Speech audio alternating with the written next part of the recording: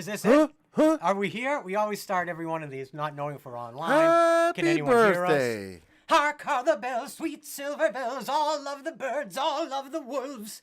I don't know if those are the I didn't bring lyrics, any but- Christmas props or anything.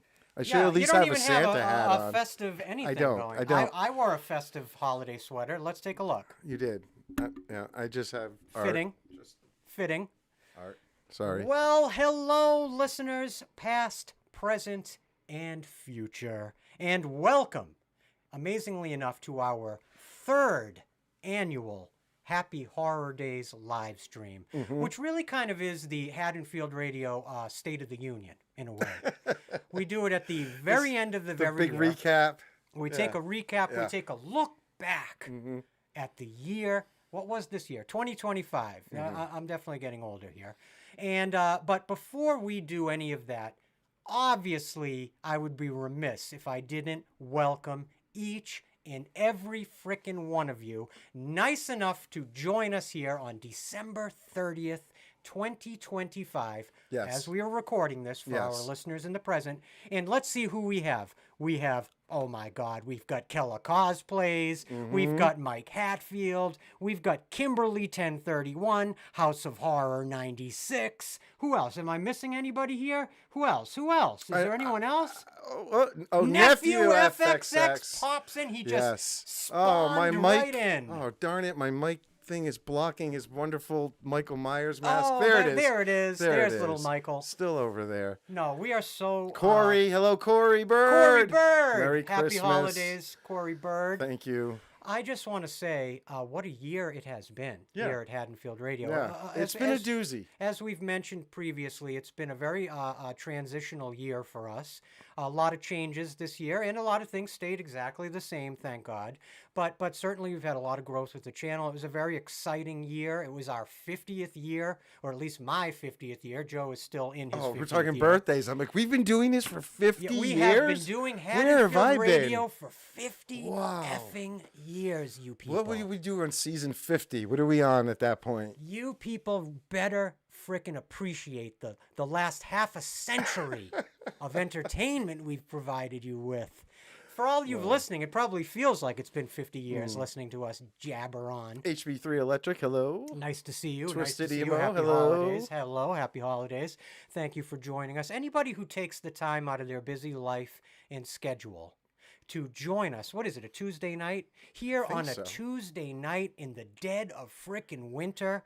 Everybody's in their holiday hangover. Well, maybe not yet. We still have New Year's. Tomorrow. I don't know about you or you people listening, but I've never been like a New Year's Eve guy. Well, you know what? I'm kind of mad at myself because Uh-oh. last year we did this on New Year's. Wait, we did last year's Remember? on New Year's? Yeah, we did it. It's the big New Year's Eve It celebration. was on New Year's Eve. Yeah, we rang it in with Oh, everybody. I love that. I didn't and, remember and, that. And then I think this year we were like, well, we shouldn't always do it on a holiday. People have better things to do. But now I feel like I don't really have better things to do. So we should going forward. We should always do it on New Year's. Yeah, you're probably Why right. not? What the hell else are we gonna Well, do? you know, we're gonna call this New Year's Eve. Yeah. That's what we're celebrating today on the Haddonfield Radio airwaves. And I've got a little post-nasal drip, just to give you a little heads up on that. A little bit of a light drizzle coming out of my nostril. But so as long as you Thank don't you. mind that. Thank It is the you. dead of winter here in frickin' New England. got cold. Every winter here in New England, I ask myself the same question. Why in F's name am I in New England in the winter? It's a brutal place to be in the winter. Do you It is. agree? No, it is. Today, listen, guys, in 2011, I gave up driving. Okay, here's a little fun fact about me. I don't drive a car. I have a license. I just choose not to drive. So I walk everywhere, generally. The last couple days has been so frigid and windy. I'm actually shocked I made it here. I will say though, the few years in my youth that I lived in California, that spending a whole year and it never really getting cold or experiencing true winter, Yeah. it felt weird. At least as a guy who grew up in New England, it was like I need some snow. I need some. I just yeah. No, it I bugged can me. do without it. Yeah, I don't okay, need it. Don't need okay, the. I like I'm not it. someone who's going out Oh snowboarding and boy. building a freaking snowman and making a snow angel. No, I'm just whining. Basically, So, just like this. what have you been doing since we wrapped up season 3? It's been I have we to actually haven't say, seen each other in a little yeah, while. I mean, probably we since the obviously last talk, live but stream. yeah, I mean, it's we wrapped up season 3. Well, we actually had one of our biggest fights we've ever Oh had. my God, you're bringing Yeah. it up. No. Oh my God, Listen, you're doing listen. it. Huh? The people Wow. that tune Wow. in to the live streams are the core Haddonfield radio listeners. And so those people my have every right to peek behind the curtain and understand what really goes on where the meatballs are made. And let me tell you something. Joe and I had a doozy. We were, Now, it's this not- live stream got canceled about 4 times it in one night. was Yeah, it officially was great. canceled at one point. Oh, season Now, 4 was canceled. It was I a good just one. wanna say- It was a good one. Not one real iota of it was Joe's fault. As Mm-hmm. I don't know if you guys have picked up on this over the over the years, but I have a little tiny kind of flare of the Well, bipolar No. going through me. You, it's like it's a blessing and a curse for you. You have extreme. You feel your emotions in extremely. Okay. And that gives you a lot of talent when we're doing our art over the years and everything we're doing. But Yeah. also, then it comes out Yep. when also sometimes just with real life stuff, and you can be you're very emotional. I have to admit, and I'm going to apologize to you. We've already had our apologies, but I'm going to officially apologize to you right here on the air Okay. in front of all 13 of our best friends that are listening. I want to tell you, it is needless what the argument was about. Needless to say, I was being a hot, wet prick. And I came at Joe with a venom that Joe, after knowing me for 30 years, is probably relatively used to at this point. He's had enough anti-venom over the years that he can basically handle it without, petrifying and dying. But I came at Joe with some vicious venom. And yeah, I canceled the live stream. Then I went ahead and canceled season 4. And then I think I canceled the rest of my creative life going forward as a self-fulfilling punishment. But we got past it. When you've known someone for a number of decades, and when you work with somebody closely, these things are going to happen. I mean, but I apologize for my Thank side you. of it. Yes, It was rotten of me. I always had faith that we'd get through Yeah, it, we and could- season of 4 course, would of go course. on. I would have. Um, We would never have canceled even the live stream. I was just salty Yeah, that night. yeah. I don't know about you guys. I'm going to be 51 in February, and I've hit this period in my life that I actually never really thought I would ever hit, which is that anxiety of time.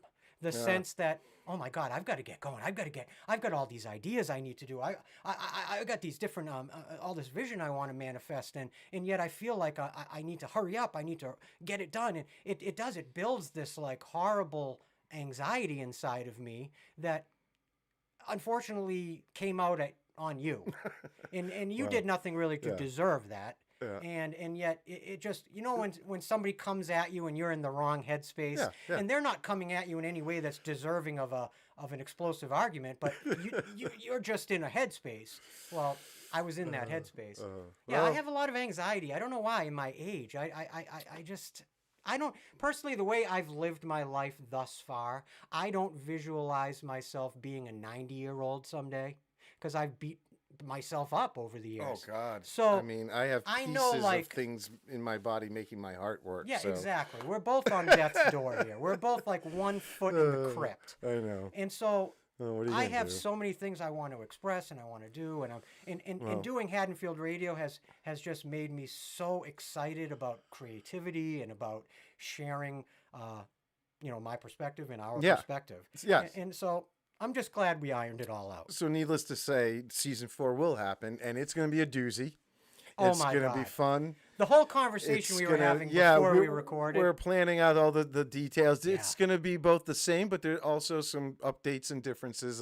It's going to be fun. It's Yeah. going to be a good time. I said to Joe and before, and we might as well just get into it right now. We're going to be announcing, I think, what a lot of you probably have already guessed what Yes, season 4 it's is. no secret if you've listened to us for a while. But we're going to announce it, and I have to say, of any of the 4 seasons of Haddonfield Radio, this is the most excited creatively I have ever been about jumping into a franchise, because I have so many ideas. I have so much excitement. The stories that I'm developing to go along with season 4, I'm so excited about. You want to do ahead? Is there a drum roll or something, and we'll just go ahead and no, and I announce mean, it? yeah, we'll just talk about Let it. me make We'll a quick do drum it. roll. I mean, Big surprise, everybody. Season 4, ladies and gentlemen, will be the history, legacy, and lore of the Texas Chainsaw Massacre franchise. yes. Featuring everybody's favorite hulking horror hero, Leatherface. Had to so do yeah. it. Had to do it. I mean, you guys were asking for it. Like everyone was really saying this had to be next. And yeah, out of the major slashers of the 80s, or that were born out of the 80s. Yeah. Or even the 70s. 70s. Sorry, one. 70s. Yeah, 70s. Sorry, even Halloween. Yeah, I don't know what I'm talking about. 80s. But that whole era, you got to add this batch of films, and I'm excited. I'm just gonna say it how it is. It's the one I know the least about. Which can be very exciting. Yeah, creatively. I mean, I've watched them, but it just I never went down the rabbit hole of really learning about what went into making them. So I'm excited. I've started absorbing and watching, and it was made in the exact era of that 70s Oh, it's in such a low sweet budget spot. horror Yeah. filmmaking. That it almost, you watch it and kind of go, this shouldn't be good, but it's good. The Texas Chainsaw Massacre emerges right at this period that I call the dawn of darkness. In 1960, you have Psycho. 1968, you have Night of the Living Dead. 1973, you get The Exorcist, and then in 74, Texas Chainsaw. And to me, those 4 steps, those 4 movies evolved American horror into the slasher era, essentially. Yeah. And I just think the Texas Chainsaw Massacre franchise puts such a kind of a definitive capstone on what kind of the overall story we've been telling here at Haddonfield Radio thus far. Yeah. Which in my mind is really, the 4 seasons should really serve as sort of the history, legacy, and lore of what I call the slasher era. Yeah. Okay? Yeah, and there's a reason why everyone was asking us to do this one. Yeah, it makes complete sense. And really, this Leatherface, the main star or villain of these films, you want to say, very different than Freddy, Jason, Michael in a way. So you know what I different. mean? Like, but equally as terrifying.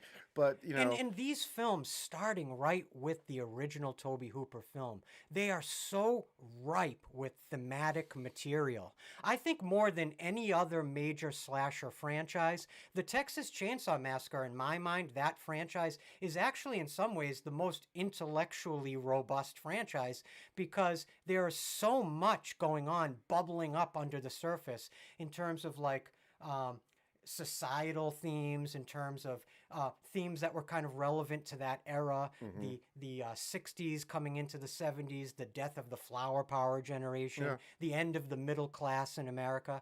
And so when I was Joe and I were developing season 3 and looking at the Friday the 13th franchise, what really helped me is I was able to go ahead and look and break the Friday franchise, like I talked about last season, into these 2 eras. And I've done that again for this franchise, and I thought I'd kind of share that with you guys. And because I mentioned a minute ago, if you're watching this live stream, then you guys are the inner circle of Haddonfield Radio. So it's always fun for us to just share a little bit of kind of what we're working on without spoiling, of course, any of the anticipation for you guys, taking in the story we're telling. Yeah. But the Texas Chainsaw Massacre franchise, the 9-film official franchise, to me, breaks very simply into these 2 sections. All right, now let me just take you through how I see it. The first section in my mind is from the 1974 original up through the 2003 remake. those two films almost like bookends. And you have the first movie, you have Texas Chainsaw 2, you have Leatherface, Texas Chainsaw Massacre 3, you have Texas Chainsaw Next Generation, and then you have the Marcus Nispel remake. What I call that section, I call it the slow death of the nuclear family. And that's the kind of thematic idea that I'm sort of working with for like the stories I'm going to be telling at the beginning of each episode. And if you're one of the people that enjoyed the stories that Joe and I were sharing at the beginnings of the season 3 episodes, let me just tell you, we plan on blowing the back of your heads out, because we have some stories and some ideas to go along with these movies that are so exciting. You guys hopefully are really going to enjoy it. Now, back to what I was saying. When you look at the second half of the franchise, you have the 2006 Platinum Dunes film. You have the Texas Chainsaw Massacre 3D movie. You have the 2017 film just called Leatherface. And then the Netflix 2022 Texas Chainsaw Massacre. I see those 4 films with very specific sort of a theme that sort of runs through. To me, it's about, I call that segment the Minotaur. Because, well, I'm not going to really go into why I call that section the Minotaur, but that's the little breadcrumb I'll give you in terms of where I'm going. A lot of those films, to me, really are about the mythology of Leatherface. The dueling histories, kind of unreliable narrations of histories, and mythology in particular of Leatherface and the Sawyer family. And I was talking to Joe before we started. Doing research for this season, you realize Texas is a very freaking scary freaking place. Yeah, no offense to people from Texas, but what the fuck? I'm talking about is like the mythic Americana history of Texas is so frightening and scary and unsettling and whacked out at times that you could almost imagine an event like the Texas Chainsaw Massacre actually happening in our reality, because some of the historical stuff I'm digging into to share for season 4 is some really frightening true stuff that I think will be complementary to some of these films as we're going forward. I know I'm sort of being a little ambiguous here because I don't want to say too much because I don't want to spoil anything, but that's just some of the ideas, the way I'm looking at this franchise. In terms of telling the story of the franchise to you guys. Joe and I are definitely going to be attacking these movies from a new perspective. That's very important to us going forward in season 4. I think part of what's exciting about covering these movies, like you were saying, is there isn't a lot of coverage of these movies. There are plenty of great documentaries and supplemental materials on DVD releases and Blu-ray releases and all the rest, but you know what I mean. Yeah, I'm excited also just initially learning about Tobe Hooper. He's just one of those filmmakers that there's a lot of varying degrees of praise and not praise for, and crazy stories about, and I'm excited to really learn a lot more about him and what he was about, and have him and be able to hold an intellectual conversation about him, because all I know right now is a lot of rumors and hearsay. A little bit we talked about him with our Poltergeist episode. And like in the 5th episode of season 3, the New Beginning episode, if you remember, I started that episode telling sort of the story of Tobe Hooper's Life Force. And Life Force. That was the other one we that covered. may have felt obtuse at the time, and hopefully now you can see we were sort of bringing Tobe Hooper into our kind of Uber story. And this is a big point I sort of want to kind of drive at here for you guys, and to see what you guys think about this. To me, the slasher era, that in my mind goes from like 1960, where you have Psycho, and then you even have like Michael Powell's Peeping Tom. Same year, very important in the architecture of what was going to come forward in the slasher movies. I think the slasher era goes from 1960 right up to 1995, right up to the end of the kind of slasher sequel era. And then the next era begins in 1996 with Scream. And to me, I call that the postmodern era. And I think we're actually still in that era. By the way, I look at like the last 100 years of horror. Well, I mean, there's still new Scream movies coming out, so kind of, the influence on horror that started with Scream in 96, this kind of, again, this postmodern kind of view of what's come before and reintroducing ideas in new contextual ways that really began. I think Scream is as important to horror history as Psycho is in many ways, in terms of being a definitive kind of marker in horror history. Again, it's so amazing to me that Wes Craven didn't just invent one horror franchise; he invented two. And he was That's dipping his amazing. toes already, like, but when he was doing Wes Craven's New Nightmare, like he was starting to do that sort of being able to look at the film from a different perspective. Yeah, absolutely. By putting you in the world of the actors from the movie, 100%.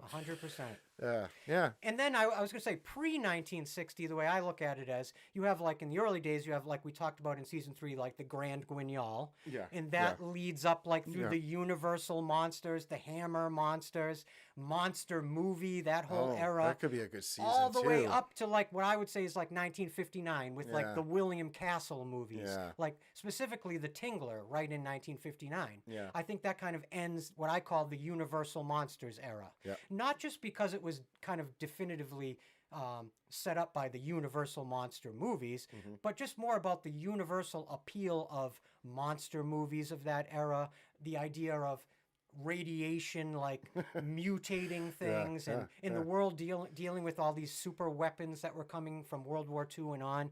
So this is just the way I look at like the last 100 years of horror. Why? While I think Texas Chainsaw Massacre, again, might put a good kind of end point to this chapter of the Haddonfield radio story, because let's be real, if there is a Mount Rushmore of the slasher era, it's 4 faces. It's Michael, Freddy, Jason, and Leatherface. There are a myriad, such a diverse amount of other incredible films and kind of micro franchises and sequels and series, but you have to admit, I think objectively speaking, the Mount Rushmore of the slasher era is those 4 characters. Am I wrong? No, you're not wrong. I mean, there's a reason why they were featured together back in the day in this famous photo shoot, So this photo that you're seeing on the screen right now comes from what has to be probably my favorite photo shoot from horror history. In 1989, it was either 88 or 89, People magazine collected together the 4 iconic slashers of that era, played by their iconic performers. The current people. That were current to that point. Yeah. They got them together to do this now incredibly iconic photo shoot. And so even back like in season 1 of Haddonfield Radio, when I would imagine how we could do further seasons, if we were going to continue on with the theme of like slashers, it was always these 4 series, these 4 franchises, and these 4 characters. Because through the prism of these 4 characters, you can sort of tell the entire story emblematically of that era, of that period of horror history, specifically American horror history. So the point I'm trying to get to is, in some ways, I could see this season sort of being the end of an era for Haddonfield Radio. But I only bring the slasher era. The slasher era. Right. I only bring up how I outline out the last century of horror, only to share with you guys that there's a lot of potential to mine material from other areas. There's a lot of other horror and similar stuff. I mean, we could certainly stay in the slasher genre for a while, but and I'm actually curious to ask you. I see Stephanie asking on there. What about Chucky? Is he a slasher? Chucky is 100% a slasher, and I think if there was a 5th face on that Mount Rushmore, it would definitely be Chucky. Yeah, there's no doubt about it. You have the vintage like era, Candyman. You have the Tall Man. You have so many just Pinhead or Hell Prince, or Hell Priest, excuse me, whatever terminology you want to use to describe that character. There are so many characters that deserve a season of our show. But sometimes there's just not enough films. There's just not enough content to fill an entire season. Even the Texas Chainsaw Massacre, or even the Nightmare on Elm Street series is sort of pushing it with only 9 episodes. Yeah, we'll be starting it in February, and And that will take us right up to yeah. October of 2026. But there will be new content in January. We don't want to say quite yet because, of course, there's things in the works, so we don't want to not work out. But either way, there will be something new popping up in January. That's sort of a bonus thing, not part of any of the seasons. Yeah, we're going to share sort of a trailer park definitely type of thing. Something, just another just brand new feature length episode, just to tide you guys over until February, until we start season 4. I cannot tell you guys. I've already been writing. I've already got the whole story for the season premiere written, and it's easily my favorite one that I've written yet. I took Joe through it. The interesting thing is, normally Joe doesn't even know what the story is until I get there to record. Yeah. But I was so excited about this one. I walked him through it. And I cannot wait to record it, and I cannot wait to share it with you guys and to see what you guys think about the kind of perspective and sort of the direction we might be going for this season. Because I can promise you, there's going to be some unusual avenues we're going to go down this season, and kind of maybe some new terrain. And some of that terrain might be a little rocky, and you might have to bear with us, or as they say, let us cook a little. I will say the one of the biggest changes everyone's gonna probably have to get used to is there will be no more movie on the screen in any way, shape, or form. We just can't do it anymore. Music. The show will be formatted the same way, but we're not going to be using anything that's copywritten as much as possible. It became a bit of a headache throughout the course of season 3, kind of juggling that whole thing. And to make our lives easier and make sure you guys get the episodes on time and when we say, and maximize our audience, we're just going to be doing it that way. There will still be us reviewing the movie while watching it. We're doing the commentary. And there will be some way for you guys to join, whether it's a countdown to when you can start the movie yourself at home, or we just hear the movie or something like that. Or you can just listen to us talk about the movie. We try to record our fan commentaries in a bit of a looser style, so that if you're just like out walking your dog with your earbud in, you can still listen along and follow along and hopefully enjoy what we're talking about. The people who listen on Spotify have never really had any issues. They've never seen a movie because they don't see anything there's nothing on the screen for the Spotify listeners. We tried we got through 3 seasons, and it was like getting harder and harder every season to deal with that. And I think what it stemmed from is we got so lucky on our very, very first episode when we covered John Carpenter's Halloween. Yep.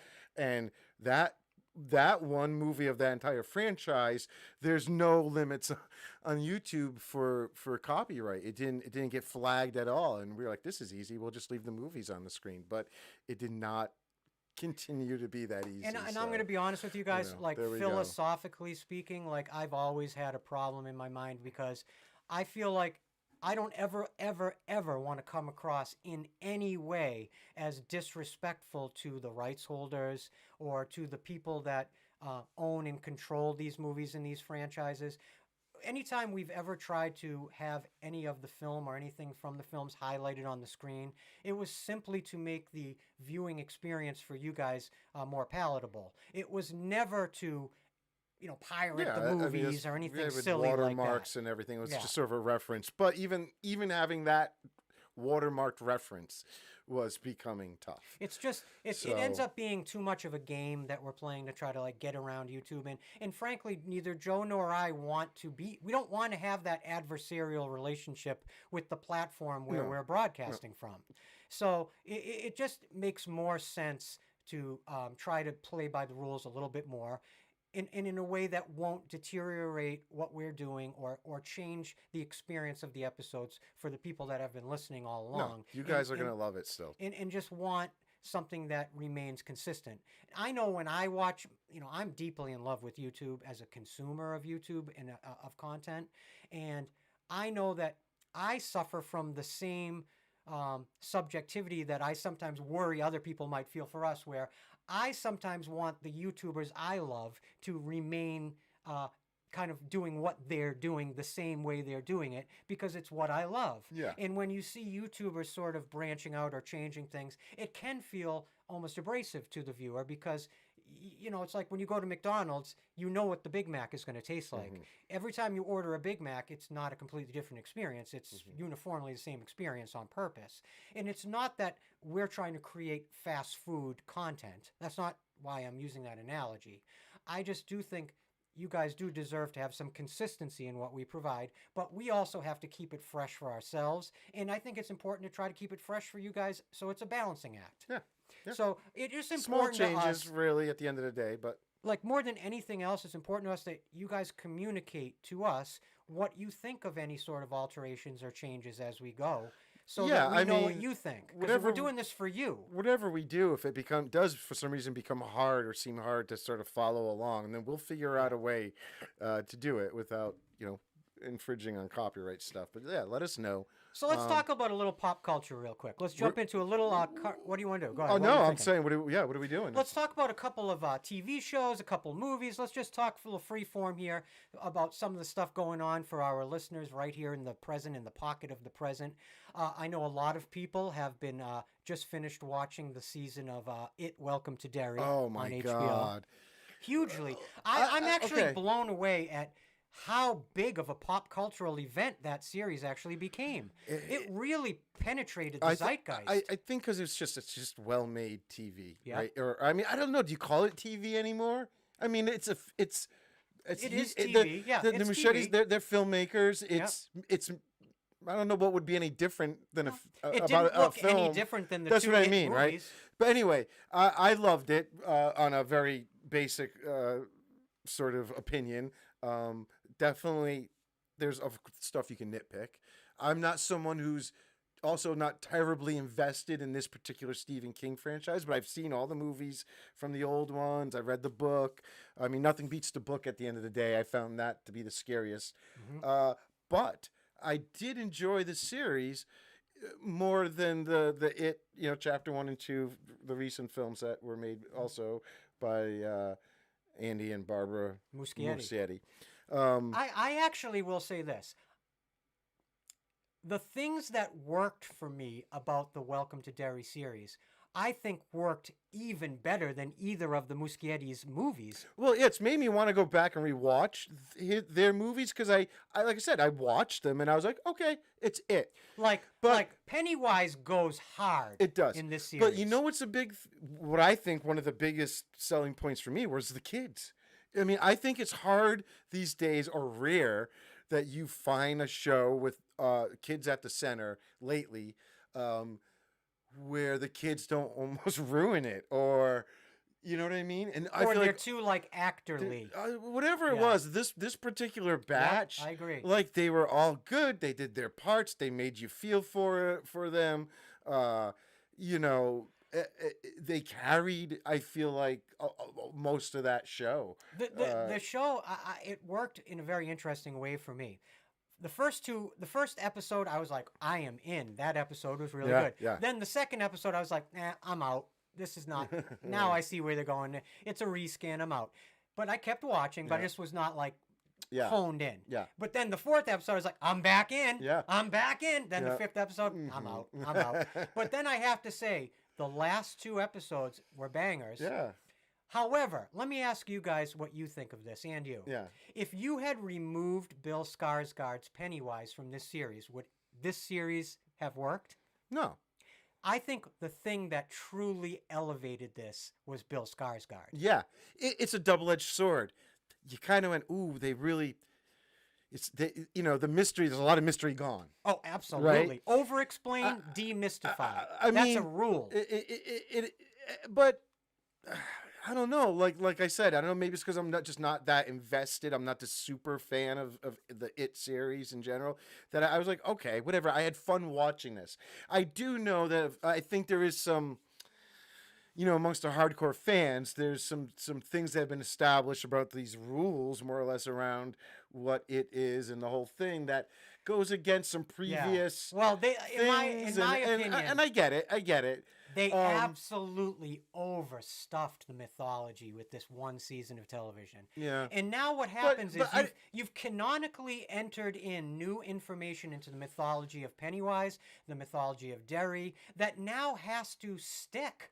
It has to be respected in one way For or now, another. then somebody else can go back and do their own version That's of exactly of right. it, right? But it still is part of the mythology, the Sure, continuing sure. Well, mythology but of I'm saying, Pennywise. I'm not. Like these things that are buried in the ground that are creating Yeah, I know, I know. a gate that he I know. can't pass, and then he has to get to the special magical tree. Like, it was a little goofy to me. No, I hear you. But I hear you. Pennywise, But I just, I had fun doing because he was, it was creepy at times. they're doing something with Pennywise's eyes Yeah. in the series that's so much better than the two movies. That orange glowing retinas, yeah. and they're moving around in his head. I mean, Bill Skarsgård, I think, literally deserves an Emmy nomination. Like, Yeah. I think his acting is so incredible. His raw, just characterization of Pennywise. I mean, if you can remember back to like 2016, when you were hearing that there was going to be a new version of It, I know my initial thought was, who would be stupid enough to want to step into Tim Curry's clown shoes and try to over-iconic Tim Curry's Pennywise? You can't like overwrite that. Right. And yet, Bill Skarsgård's Pennywise, I think, tramples Tim Curry's Pennywise. Yeah. I still love Tim Curry's Pennywise. Believe me, I will always love it. Yeah. But I mean, when I think of Pennywise now, I think of Bill Skarsgård. No, it's great. Yeah, this made Like, me this kind is of a fall off. scary And then Pennywise. the other huge selling point for me was the addition of Dick Halloran from the Shining series. I love the How they were able to inclusion cross, of that. and I don't know. Again, I'm not a King Uber fan, so I don't know if there was already some established crossover in books or some hint that he had already been in Derry at some point in his life. But I loved it. I loved the actor that played him. Christopher Chalk. He's yeah, so good. oh my There's God. something so Yeah. like otherworldly about him. He's what initially made me stick with it too. Yeah. Like at first, I was like, "Oh, I want that guy. You know, I want to see more of him." And then I fell in love with like the kids too and stuff. But he was the character that I was like, "Oh." I have to admit, at the beginning of the storyline for the series, I started to wonder, even when I was seeing the trailers, I was like, oh my God, is this going to be more like virtue signaling, where it's about, black people coming to Derry and the black family doesn't fit in because of race? Or like, we're going to talk about Stranger Things in a few minutes, the way they've sort of shoehorned in the storyline about, Will has got to reveal to everyone that he's gay, and the world is ending in the big, the big to-do is about his sexuality. Like, it's just shoehorned in, like, culturally, because it's relevant now in culture. These are the things that are going to age like milk for Stranger Things. Yeah, Like, no, let's no, jump over yeah. to Stranger Things, because it's so in the zeitgeist Yeah. right now. Yeah, I'm a little behind the two new episodes that popped up, but I have been watching this season. Yeah. Now, of course, you can't really judge a season that hasn't completed yet. No. We are talking about the fifth and final season a bit here. We're about to. And of course, we're recording this on December 30th. So the actual finale doesn't even air for our listeners in the present till tomorrow. Yeah. So you can't really cast aspersions. It's not fair to do on something that's not completed telling its story. But I will say this, even going back through like season 4. Now, again, like you, I'm not ever trying to say I'm a huge Stranger Things fan. I've seen all the episodes. I've kept up with it, but I don't consider myself like a fan. I'm just like more of a casual. Mm-hmm. But I've kept up with it because it's interesting, and I like the milieu. I like the 80s setting. I love all the actors. I like the it's aimed storyline. right at our age exactly. group in so a way. I enjoy it, and as young kids. But I mean, the '80s thing we get off yeah, on. and I'll admit I've enjoyed the progression of the story up Oh, until no, yeah. season 4. Yeah. As far as what I've seen in season 5, I have to say this. You have to be a die-hard, dead-to-rights Stranger Things fan to tell me that season 5 is good, objectively. Because what I've seen so far is just trash. I'm sorry. I'm going to say something, and it sounds like I'm pigpiling, and I am. But Millie Bobby Brown, what happened?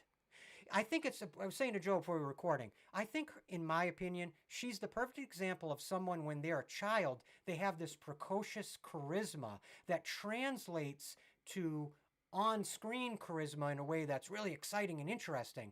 But sometimes that doesn't pass on into adulthood for And performers. and the whole how much has success gone to somebody's head, the difference in what And you made a their- really good point because Joe said, she's so overexposed outside of the show just as a persona, as a celebrity, that maybe it's sort of eroded away yeah, you your kind of ability to see mesh the character. the two. You don't just see 11, you see Yep. her public. And of course, everybody culturally right now is sort of pigpiling on this idea that she really is only doing like one face all the time in season 5, the handsome Squidward Well, face. I mean, I will say that I don't mind the season. It's definitely like I'm like, all right, they're it's wrapping well it up. made. They're wrapping it up. I'm curious to see what they do with it. Some stuff I like, some stuff I don't. But it's not. She's not the draw anymore for me. Like it used to be, like what is going on with 11 and all that. Now we know, and I'm over it. It's just now. It's just what's going on with Vecna and what's the ultimate reveal here at the end. Who's gonna die? You know what, Who's is this just one big D&D game at the end of the day? Are they actually gonna do it? Like the Saint Elsewhere You know, ending, where we're or, actually inside the snow globe. The Oh my God. Star Trek Enterprise ending too. I mean, it's like Listen, you know what? Here's the thing. I'm just trying to have fun with it. Even Like if the, just let it. The Listen. kids are growing up. They got to get it done. even if the series finale is one of the greatest things ever created for television, Yeah. no one's going to be happy. And you want to know why? Because when it really comes down to it, the problem that happens to all these yeah. shows, it's just that nobody likes anything they love to end. It is hard to end something popular. And how do you fulfill for every single fan that's imagined how the story's going to resolve? How do you compete with all those different imaginations? Is that you cannot do it. And we were talking before we recorded about the Sopranos ending, which of course is probably the most controversial television show ending maybe of all time. But for me, I think it's so brilliant because it's just like the story stops. Yeah. There is no ending. Yeah. It's just the window to that world slams shut. And that was extremely unsettling to fans and viewers to this day, and probably going on into infinity. This will be a problem with The Sopranos that's tinged its legacy, quite frankly. But I think if you look at Breaking Bad, if you look at any of the major shows of this era, they've all suffered from endingitis because nobody ultimately wants a story they love to come to an end. Nobody. I'm curious, and maybe they've already talked about it, but I'm curious if the Duffer Brothers is this the ending that we're about to get? Is this what was always planned? Did they always have a plan of getting from point A, the first episode, to what we're getting now, point B, or did they have to evolve? I have to imagine as the kids have gotten older, they had to kind of. It feels to me a lot like and I'm not saying it feels like the TV show Lost in its aesthetics, of course, but the way that the story has developed at the end feels like the way Lost felt sort of listless at the end. Like you could almost sense that the writers had been sort of making it up as they were going along. And suddenly you were able to sort of see that by the end of the TV show Lost. And so it lost all its air. It lost all its helium. And then the story just crashed like a Led Zeppelin, right? And because it felt suddenly like the house, like a breeze hit the House of Cards. Yeah. I'm starting to wonder how much of the Stranger Things mythology was fully fleshed out from the beginning and how much they've been sort of... Which you would do as you go. I'm not saying that's the wrong way to develop a story. It's just I wonder what it's been like. I know I kind of roll my eyes every time we have the Hopper 11 fights and stuff, and I feel like we should be over that. It's the last season. We know it's the last season. We should just be like kicking butt. They should be just like it's just working on a plan like we should be past sort of some of that interpersonal stuff at this point, instead of just once again watching him overparent Elle and Elle gets mad and like, all right, we don't need to spend time on that anymore. With the exception of Will, do you notice, in my mind, the way I always feel is the characters have never had real dimensional velocity as the seasons have progressed.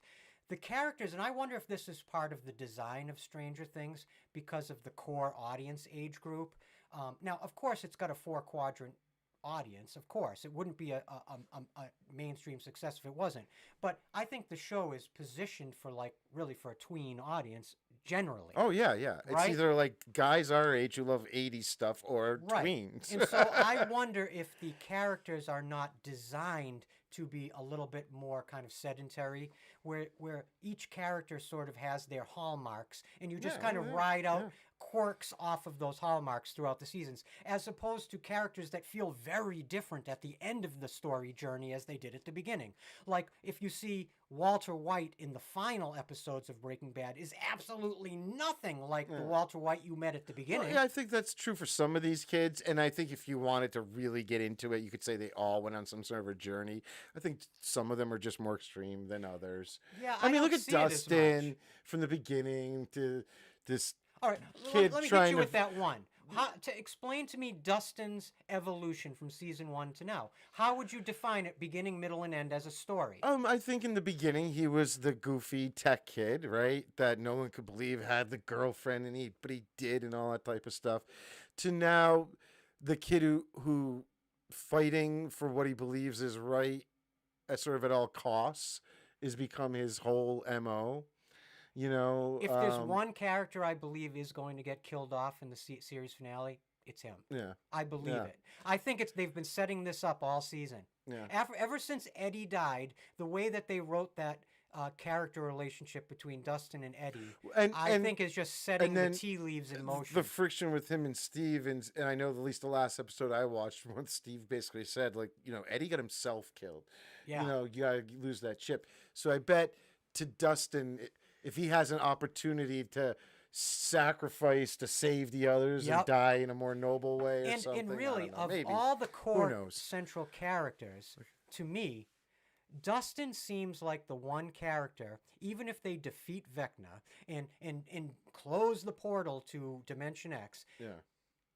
don't you feel that Dustin is the character who's not going to live a happy life going forward? He's going to be perennially traumatized. Yeah. I don't see him having a happy future based on he's a good example of a character like in a war movie that you start off as the bright, happy character and then you put them through the war movie Well, it's and like at the end they're the haunted, yeah, broken person. The group of kids who go through the thing, and you flash forward where they've all become whatever normal lives, but then there's the one of them that was stuck in the hometown the whole time, still dwelling on that thing that happened to them as in their youths. And Well, that reminds me, something that I'm hoping might happen in the series finale, I would love to see, is these core characters 25 years from now. Sure, yeah.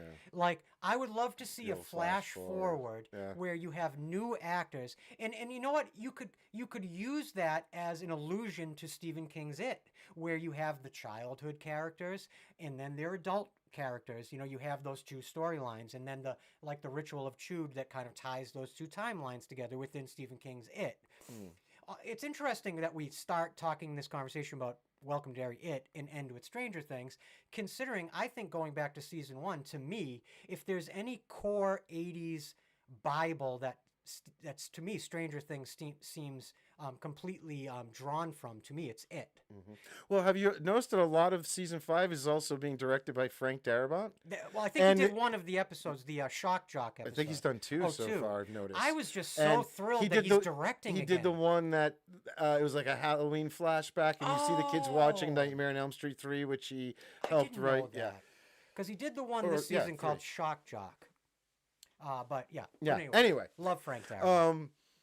No, I think I just don't want to be misunderstood. Yeah. I'm not a critic. I'm not against Stranger Things. When I really like something, I like to look at the things I love critically and just see how they hold up to critique. Yeah. And I think Stranger Things absolutely is deserving of its place in sort of the pantheon of genre culture that's going to continue on. It's one of the defining franchises of this era that people will be talking about 40 years from now. Yeah. There'll be YouTubers 40 years from now doing Stranger Things kind of like vintage, series. Let's talk about that old show, Stranger Things. That so Well, when do we inspired get so the much. Stranger Things prequel, or one character is going to have Yeah, there's no a way side this franchise story, is or over. yeah, no, they're going to want to. Not in a Netflix has got million their hands in years. it, right? If you think this is the Yeah. end of Stranger Things, then you haven't been paying attention to pop culture in America. Nothing this that makes this much money for this many people is ever going to be put to bed. Period. No. Just look at our recycling culture right now. Look at the show you're tuning into the live stream for right now. Hey, look, we've talked about this openly before. What are we doing here at Haddonfield Radio? We are pre-packaging the past, or I'm saying repackaging, I should say, the past, repackaging cultural nostalgia for people that are dying for it because they feel uncomfortable in the current era. Yeah. That's what so much media is driven by nostalgia. I don't have to tell you guys that. Everybody knows that. And Stranger Things is a perfect vehicle of both nostalgia, like you were saying, and driving new audiences forward, but based off of the culture of that nostalgia for the 80s and even like the 90s. And that is certainly, I don't hide from that. Joe and I are most definitely repackaging the past for you guys. Period. I love nostalgia. And I live in nostalgia. I know that I get off on nostalgia too. I do. I like things that bring me back, sure. And frankly, I feel very comforted. I think there's two kinds of nostalgia, in my opinion. There's emotional nostalgia that I think can be very dangerous, like when you are constantly lamenting for past periods of your own life. Like, oh, my life's never been the same since I broke up with that girl. I've never been happy since I lost that job. That type of nostalgia, I think, can be very toxic.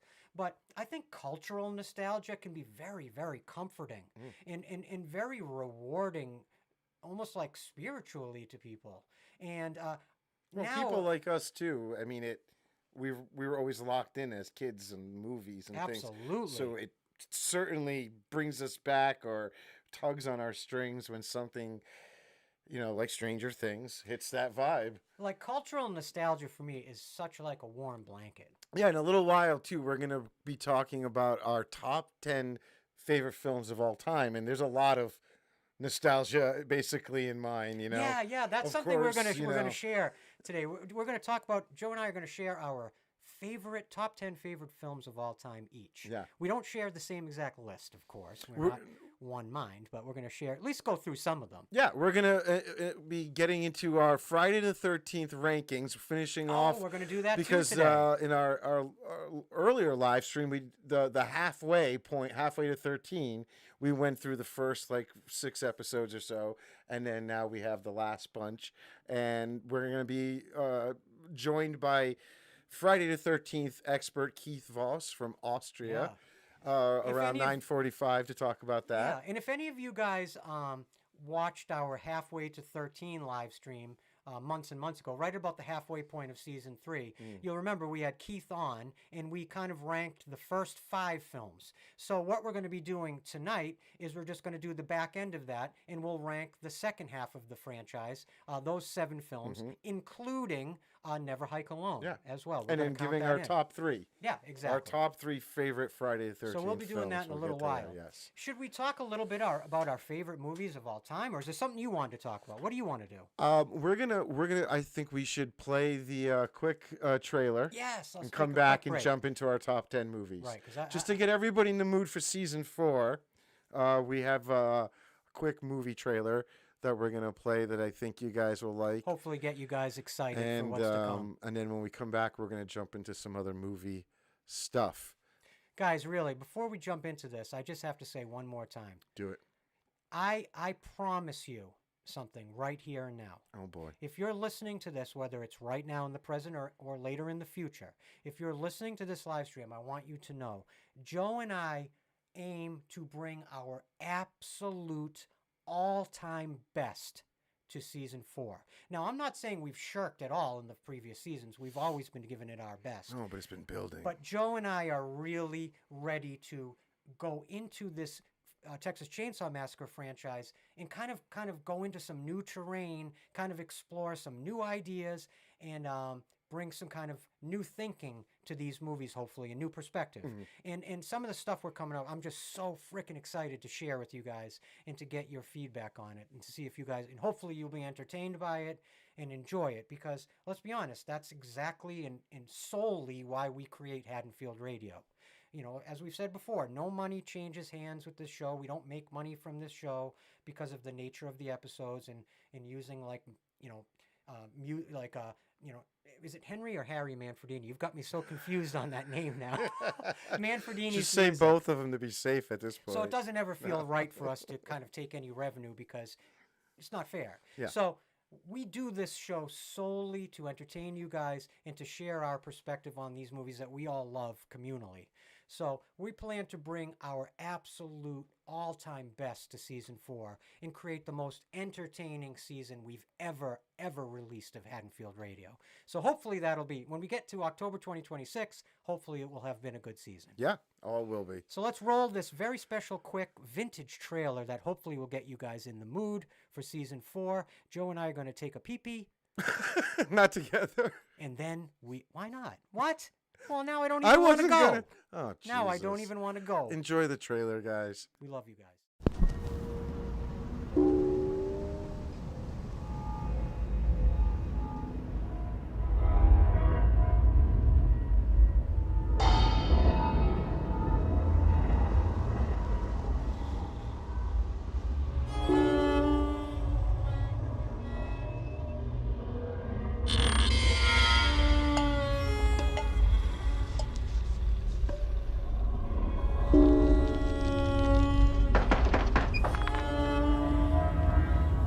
Hello?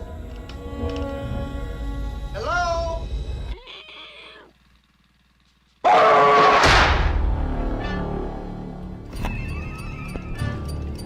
Kirk!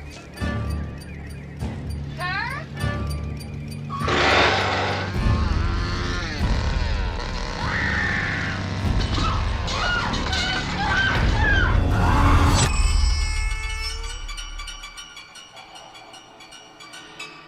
You can make him stop. No, he can't.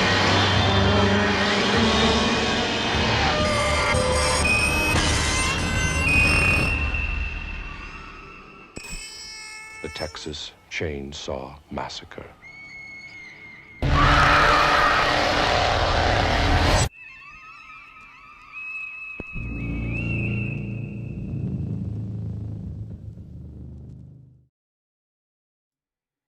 Wow. Okay. That really does get you in the mood, though, doesn't it? Obviously, that was from a couple of years ago with the re-release, but that was, I mean, it's amazing. Yeah, that's The, super the, awesome. the door, I remember the first time seeing when he slams the door shut and drags the girl in. You don't I get was- much more I was iconic than that. Completely freaked out the first time I saw that. That has always stuck in my head. Even the very specific, singular sound design of that particular door, that style of door, and the way Gunner slams it, it just one of the most iconic moments in American horror history, for sure. Objectively or otherwise, there's just no way to argue against that, period. Right? I agree. Real quick, before Yes, we jump in, I know, you had wanted to say something you wanted to one say. more thing about a contemporary movie. All right. I saw a movie I absolutely loved. Now, this movie was basically made for someone like me, and everybody has loved it. Predator Badlands. Oh, yeah. I mean, I've heard great things about that. Yeah. Wow. Yeah. Now, I'm a huge comic book obsessive all through my life. And immediately watching this movie, what I was taken back to was the Dark Horse Comics Predator versus Alien and Predator and Alien comics of the 90s. And it had that exact Dark Horse Comics vibe. Dan Trachtenberg, who made Prey, he made Predator Killer of Killers, the animated film, and Predator Badlands. Man, he's a banger of a storyteller and a filmmaker. That character Deck, Yeah. that Predator, that Yautja Yeah. lead, is incredible.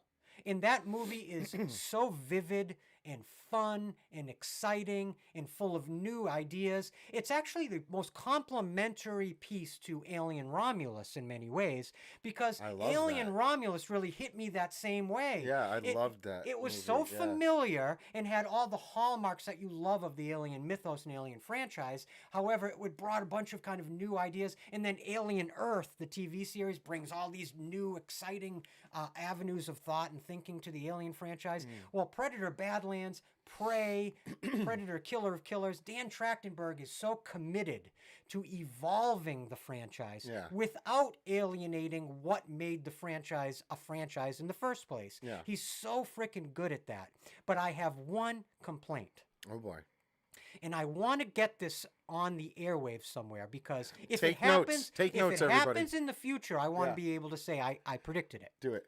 And I want to say it was my frickin' idea. Okay. Here's the thing. Okay.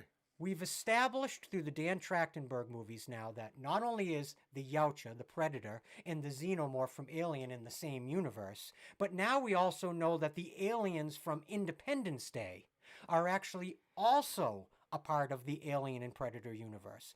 If you're going to go that far, there is one movie character that seems like was created to join the fray. And I want to put the idea out there right now. Okay. Richard B. Riddick. Uh-huh. You have got, listen, the Riddick franchise, Yeah. but it is. It's been, three or four movies. Did it go that far? Wow. Well, let's see. There's Pitch Black. Yeah. There's Chronicles of Riddick. Yeah. There's Riddick. So yeah, we got three, and then there's an Okay. animated movie. Okay. So you got 3.5 I films. think okay? I saw the first two. I liked them. I absolutely remember. adore Yeah. these movies. Yeah. David Toohey, Yeah. the director, he's kind of created the architecture of that whole mythology of Riddick, and Yeah. along with Vin Diesel, who's had a lot of say. Vin Diesel's like a serious gamer and also a role player. So when I watch the Riddick movies, I feel like I'm almost watching a role-playing campaign coming to life. I can see his role play and his gamer background, but listen, those movies are 20th Century Fox, just like Independence Day, just like Alien, just like Okay, Predator. I see where you're going. I see Can't where you're you going. see? Wouldn't you want to see Riddick join in? Don't you want to see Riddick going up against a Predator? Yeah, sure. And what a better Yautja for Riddick to have to face than Deck.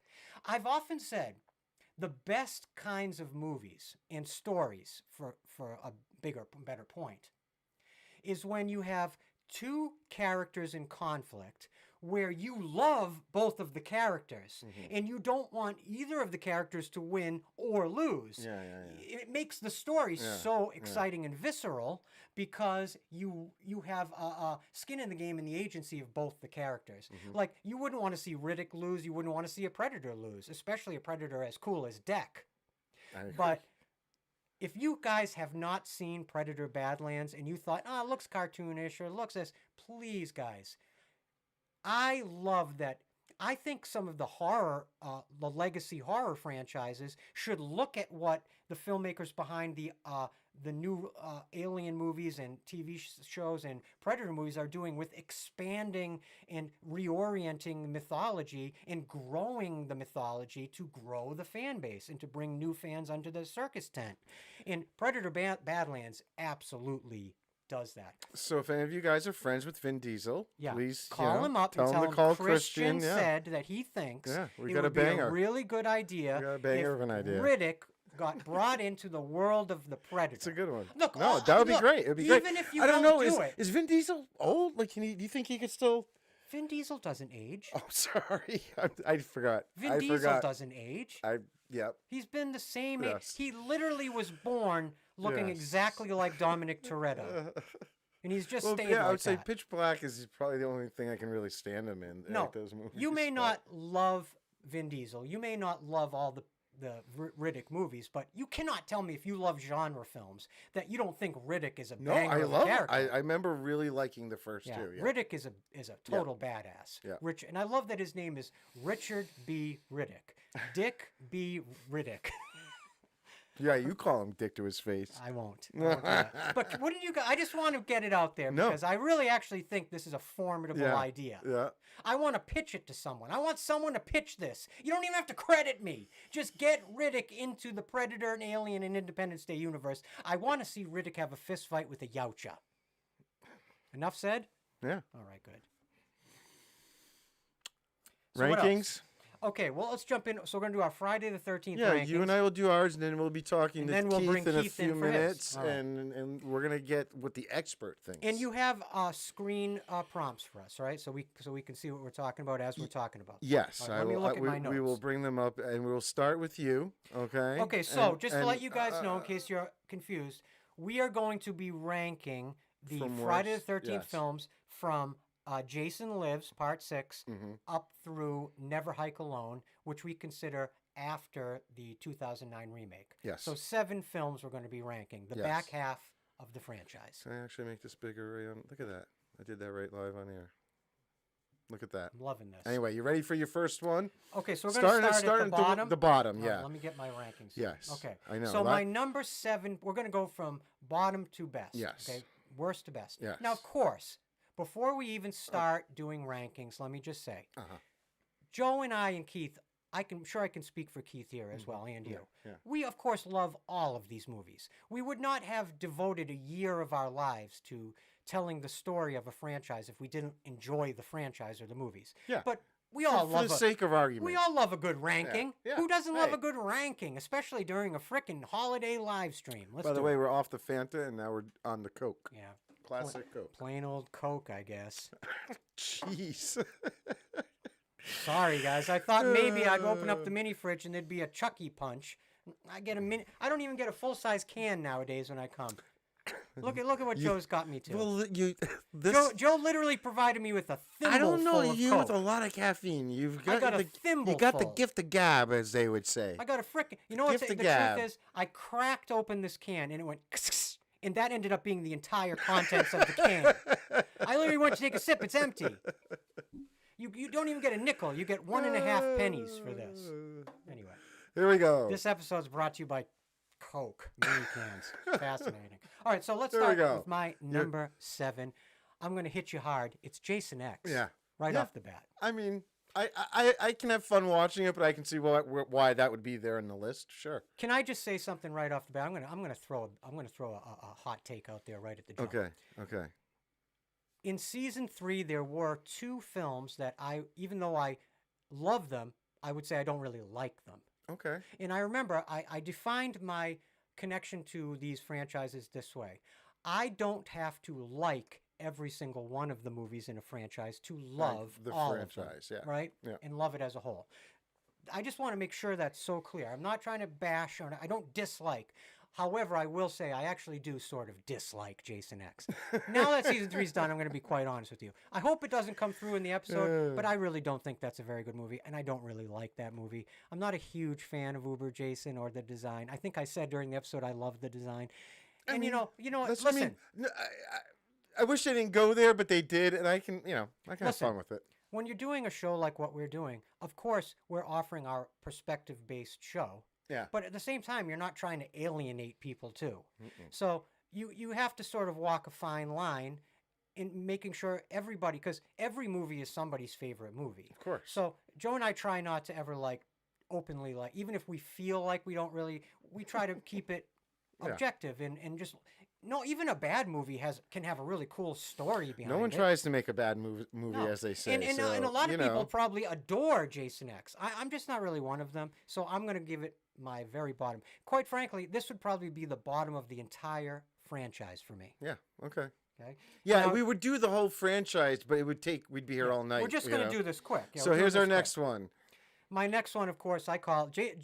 I know. I didn't know if originally did you sent really it a want me to different do way. it that way? When I thought sent- you were just being funny. When I sent my my notes to Yeah, Joe yeah. so he could prepare the episode, I called it Jason Takes Vancouver. Yes. As I think it should be referred to, because that is what it is. Most of the movie does in Jason fact take takes place a there. slow, frickin' boring boat ride to boring old Vancouver. That's Yeah. what you call Friday Part 8. That was actually, fun fact, that was the original title title they were going to use. Jason takes a slow-ass, boring-ass boat ride to boring old Vancouver.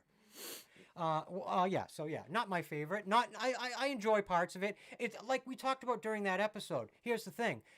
Of all the Friday movies, it's at least one of the most nostalgic for me. Right, yeah. Because it's from that sweet spot where I was really first like falling head over heels in love with horror in my teenage years. And so I believe that was 1989 maybe, or 88 or 89. So I was like 13, 14, right in that sweet spot. So of course it holds a warm place nostalgically in my heart. But as a film and as a part of a really diverse and interesting franchise, it just doesn't really hold enough water to go any higher on my list. I remember it's one of the few, like, it was tough, like, sitting through. We were trying to do the commentary. I was like, okay, when's this one going to be done? Sometimes we'll admit, when we finish recording a commentary, sometimes there have been episodes where we're like, oh, Christ. holy shit. I know.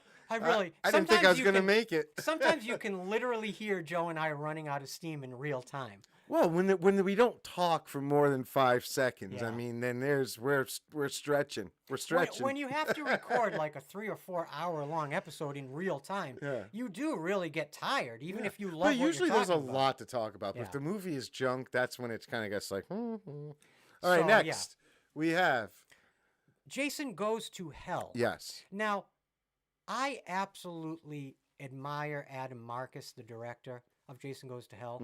I really love his filmmaking journey and his connection to that journey and the completely insane making of Jason Goes to Hell. And just to reiterate, there's going to be a really amazing documentary coming out, Hearts of Darkness. It's going to be on discs, I think, very soon to the public, if it's not already. I'm pretty sure it's Synapse releasing. Yeah.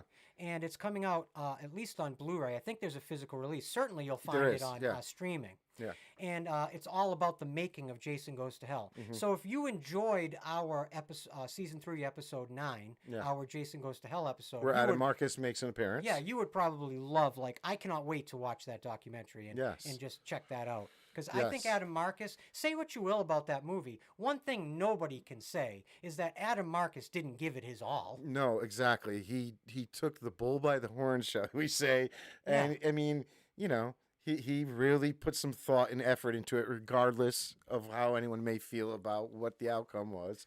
He tried. He tried I just hard. want to say a special happy holidays, Davey Deathray, Mike Lesko. Oh man, Who else did I see? we gotta- Stephanie. I saw Stephanie's name a minute. Yes. Passion of the Mike. Have we 01. seen Spooky Halloween Gal? One of our Kimberly. OGs. Yep, I saw her. Okay. She's here somewhere. I think she's just under a different. Maybe she didn't want that revealed. Okay. But yeah, just want to make sure I was saying happy holidays and thank you so much for joining us. We're just sort of like in the swing of this and yapping over here like a couple belligerent idiots.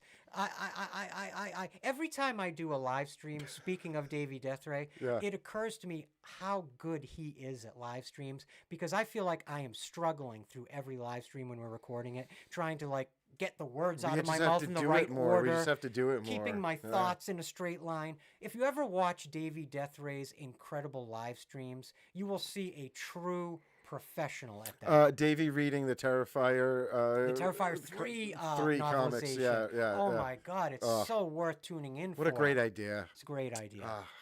Great idea. Davey Deathray, if you guys haven't checked out his channel, everyone in this, what am I talking about? Every single person I know. in this chat knows. Yes. But for our listeners And who might again- watch this in the future, check out Davey Deathray. Anyway. Next up, one of actually my favorites of the whole franchise in a way, because I'm such a John Carl Buechler fan, and I have such a soft spot in my heart for John Carl Buechler.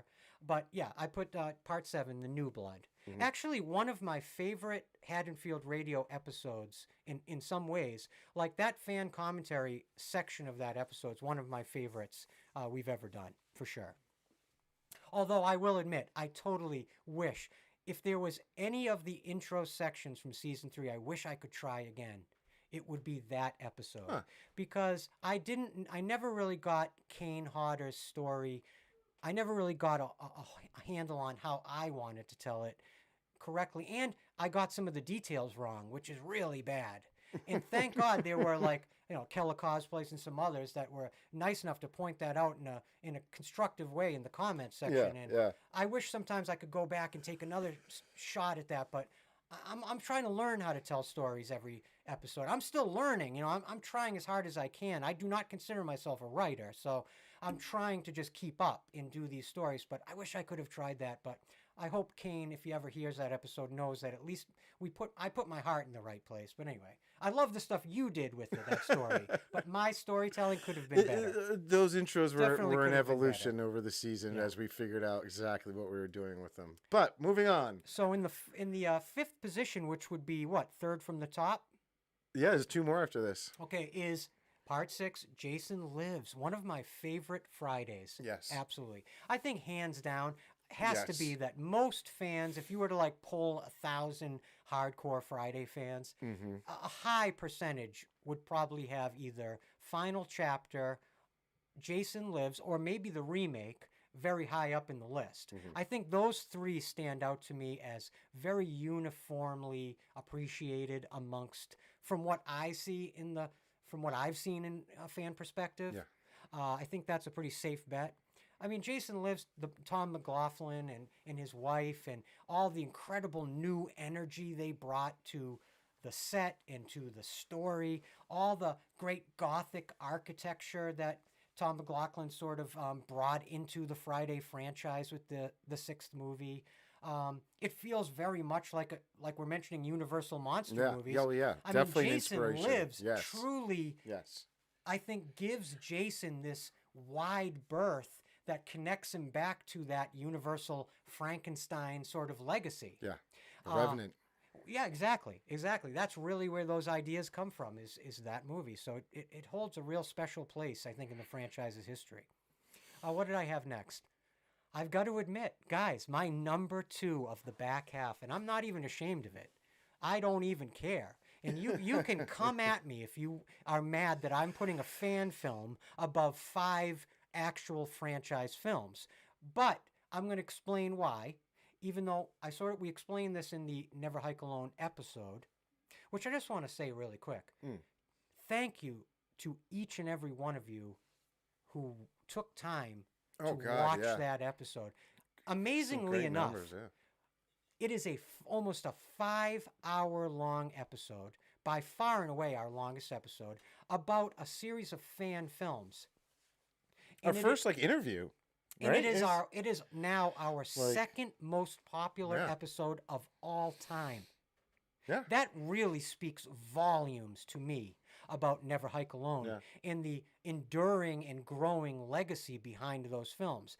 And objectively speaking, that's part of the reason why I decided to place Never Hike Alone so high up on my personal list, is because it really amazes me how integrated into the mythology and lore those fan films have become, simply based on the power of the fan embrace. Yeah, for sure. And the power of fans. And that's really why I'm so proud of that Never Hike Alone, our season finale of season 3, that episode, because that's what that episode to me is a love letter to fandom. Yeah. A love letter. The idea that we cover these 3 major franchises and finish those 3 franchises off with this love letter to where the real power resides. Yes. In the fans' hands. I don't know what Sorry, that was very I don't know clumsy. why that made me I'm laugh. such a clumsy speaker. No. Maybe I shouldn't be, a YouTuber. That's probably not the best idea. Being in front of a microphone, great idea for me. Anyway, what were we just saying though?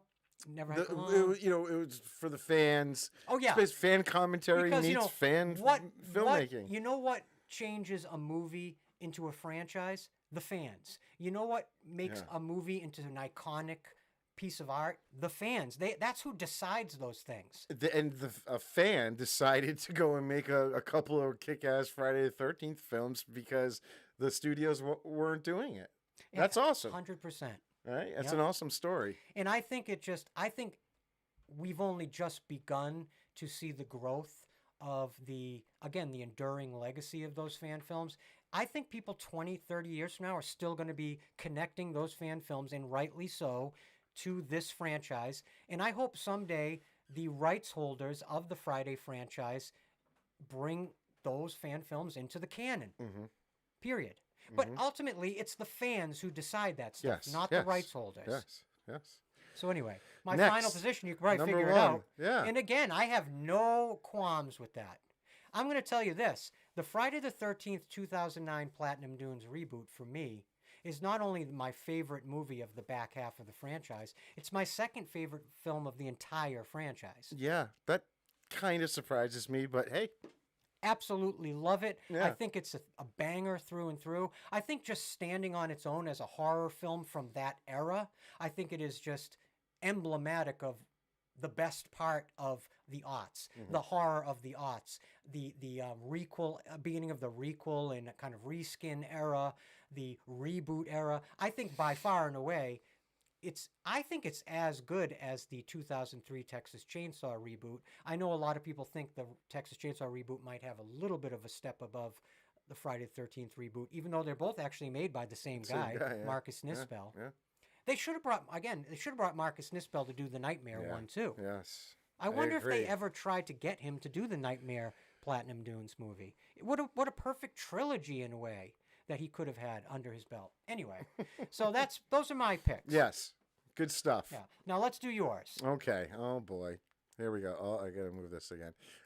Yeah, I think there's gonna be a few very different, and then a bunch that might be similar. I am starting off with my least favorite is the reboot. That's your least favorite? Yeah. Wait, the Platinum Dunes? Yeah. That's your bottom? Yeah. Yeah. Yeah. I I mean, thought you liked it. I like it, but I think I even said during the commentary, like, Wow.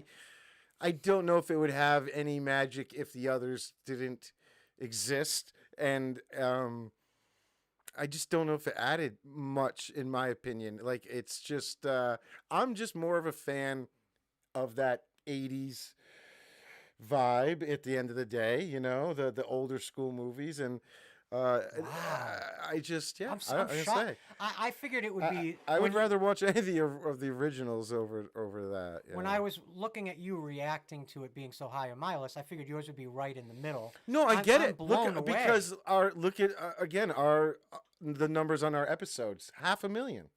Guys, and also in Right? chat, guys, please give us what's your top three of the back half? You know, Let us know. And I want to people say hello to obviously like Babylon it. Terminator 1. Happy holidays. Thank you so much for joining us. It really, honestly, sincerely means a lot that you've taken some time to join us here and hang out with us here down in the basement. So thank you and happy holidays to you.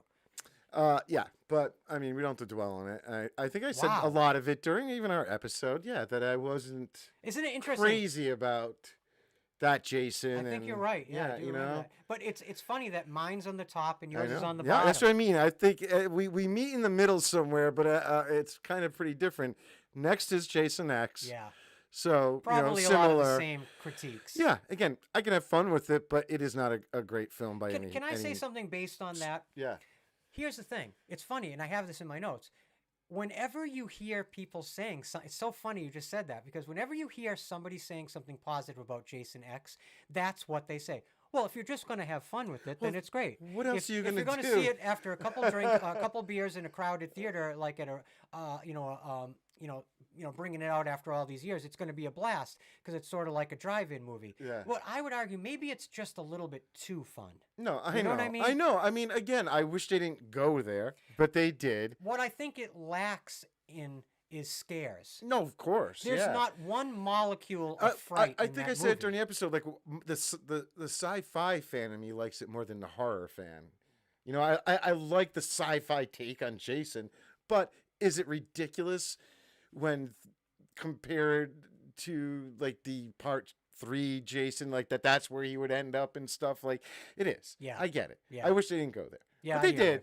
Okay. And I can Yeah. have a little fun with it just because I think of who I am and how I like sci-fi a little bit, and you know. Yeah. And that era is nostalgic, that 90s type of sci-fi.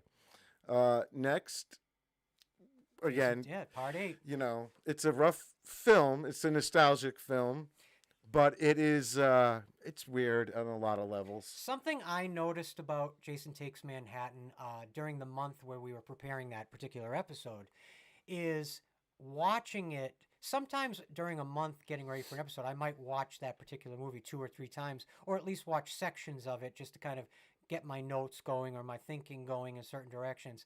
I really couldn't throw that movie in a second time because when I went to just review it just to catch up for the episode after a number of years, the pacing of it is so deliberate. Well, And it there takes are a them lot forever to get to the city. there is a lot of filler. Yeah. And let's be fair, going through even many of the early, much more successful Friday films and sequels, we even talk about in some of those earlier episodes, there's a lot of filler in those too. But I just think you feel it less, maybe because you are you're drawn more into that vintage kind of quality or the filmmaking or all these other elements, the storytelling and these other elements. But when you get up to the later films, some of the pacing of them feels like there's a lot Also, of filler. what hurts the Part 8's pacing is the fact that the title it takes Manhattan, and you are kind of waiting and waiting and waiting to get to Manhattan. Yeah, you just want to see You that. know what I mean? Like, it just seems to take forever to get there, so you feel it more. I think the pacing that it's because you're just waiting forever. And it's also, seemingly. it's funny because it's one of those movies, the more you hear about the development of it, Yeah. the worse you feel about the final product because there were so many ideas and development angles that, and like the idea of just spending more money after they had made, 7 films worth of millions and just actually shooting in New York City and in Manhattan. Because let's be real, the moments in Jason Takes Manhattan where you can actually tell you're in Manhattan, those are the best moments in the movie. They are, for sure. But hey, That's what we're all waiting for, right? alas, nothing's perfect. Can't be perfect all the time. Yep, Jason goes to hell. Yep. Kind of in the middle. Again, I can respect Adam Marcus's attempt and his thinking, and there's some things I like. I mean, there's some good effects and all that stuff, but it's right in the middle. Like of this last half for me, it's where we start kind of really veering off course of the mainline Jason we had for a while, and But I would argue when you're going through these movies the way we did, where each month we're going through chronologically. By the time we get to the 9th film, I remember it was very refreshing that at least it was something different. Yes, exactly. And so Exactly. when you think of it in Yes. the spectrum of how the movies were originally released, I imagine that's probably exactly how it felt when this movie came out. Well, as we call it on this show, it's a big swing. Yeah. Is it It suffered from this not enough Jason, the not enough Yeah. Michael, Yep. Halloween 3 thing a little bit, Yeah, and of course behind the scenes, as we covered, there was a lot of kind of a tug of war creatively going on that it never helps the making of a movie. But Adam Marcus is no doubt at all an incredibly creative guy, and I love what he did bring to the franchise with his unique vision. Yeah. That's all. Yep. Never Hike Alone. Fair enough. I think most My people top would probably 3 have it here. right around here. Yeah, it's in my, this back half. I mean, God, yeah. Again, I would rather watch that than any of those others that are after it. It's so, and probably some that are from the front half as well. What can you say? I mean, Vin did such a great job with the films. It's a amazing love letter. He's such a knowledgeable filmmaker for someone who's at the level he's at. I mean, he has worked in Hollywood and everything, but to make these films and have them tie right into sort of the original sort of storylines and make it all work. I mean, what a feat. There's so much fun to watch, especially after, that was our finale. And, after going through Jason X and Manhattan and Goes to Hell and stuff, it felt like watching a good Friday the 13th film again. I mean, it's so, in a way, back to basics and yet evolutionary in many ways. The idea of creating his own version of Jason, I think, was a brilliant strategic move that really should be studied in the way that fan films are made going forward. The idea of utilizing characters in scenarios that you love, but putting new spins on them to still make them interesting and exciting for an audience. And what Never Hike Alone does so brilliantly is it presents you with a character you instantly recognize, but given a new sheen. Yeah. A new look or a new direction in a way, a new idea behind it, and it makes the character feel both like refreshingly familiar and refreshingly new at Yeah. the same time. And that's not an easy thing to do, especially with a character that doesn't speak, that backwards and forwards throughout horror history. To bring something new to Jason is incredible. To me. There's a lot of people that are super fans, but he just seems to inherently understand the character and the filmmaking part and how they relate together to put up something successful on the screen. And Like he's just got it, you know. he's rightly, in my opinion, rightly holding the position sort of king of the Friday fandom. And I don't think there's anybody that should actually come at that king. I think No, like, he should move on to being able to say he's part of more than the official. You know, Yeah. he should get to do something. I mean, these you know. Never Hike Alone films, at the very least, should open doors for Vin to make a project that he'd like to do outside of the Friday franchise. I don't know about you guys, but I would love to see what his imagination would create. Yeah. And a guy like Vin is probably sitting on a number of crazy ideas that he's wanted to express. Yeah. I would love to get a peek into that world. I'd love to see it because he's a high level creative guy. And what he's created is going to stand the test of time, in my opinion. So what's your is it your top? I think you got 2 left. This is we're in our top New 2. Blood. New You've Blood. got that way up high, and Yeah. and rightly so. I see Yeah. why. It's just still in that vein of feeling like old original Jason, you know? It's such kind of a tour de tail force end, for but- Kane too. Yeah. Like Kane is just such a beast in Yes. the New Blood. Yes. And I love that there's John this- Carl Beekler Jason Yeah. sculpt. Yeah. of And that the whole face. just psychic thing Yep. and, you know. when the mask is exploded off Jason's face and he does that Yeah. expression, Yeah. it's just so iconic, and it hits me every time I see it like it hit me the first time I ever saw it. That's Yeah. power. Like Yeah. that's powerful art right there.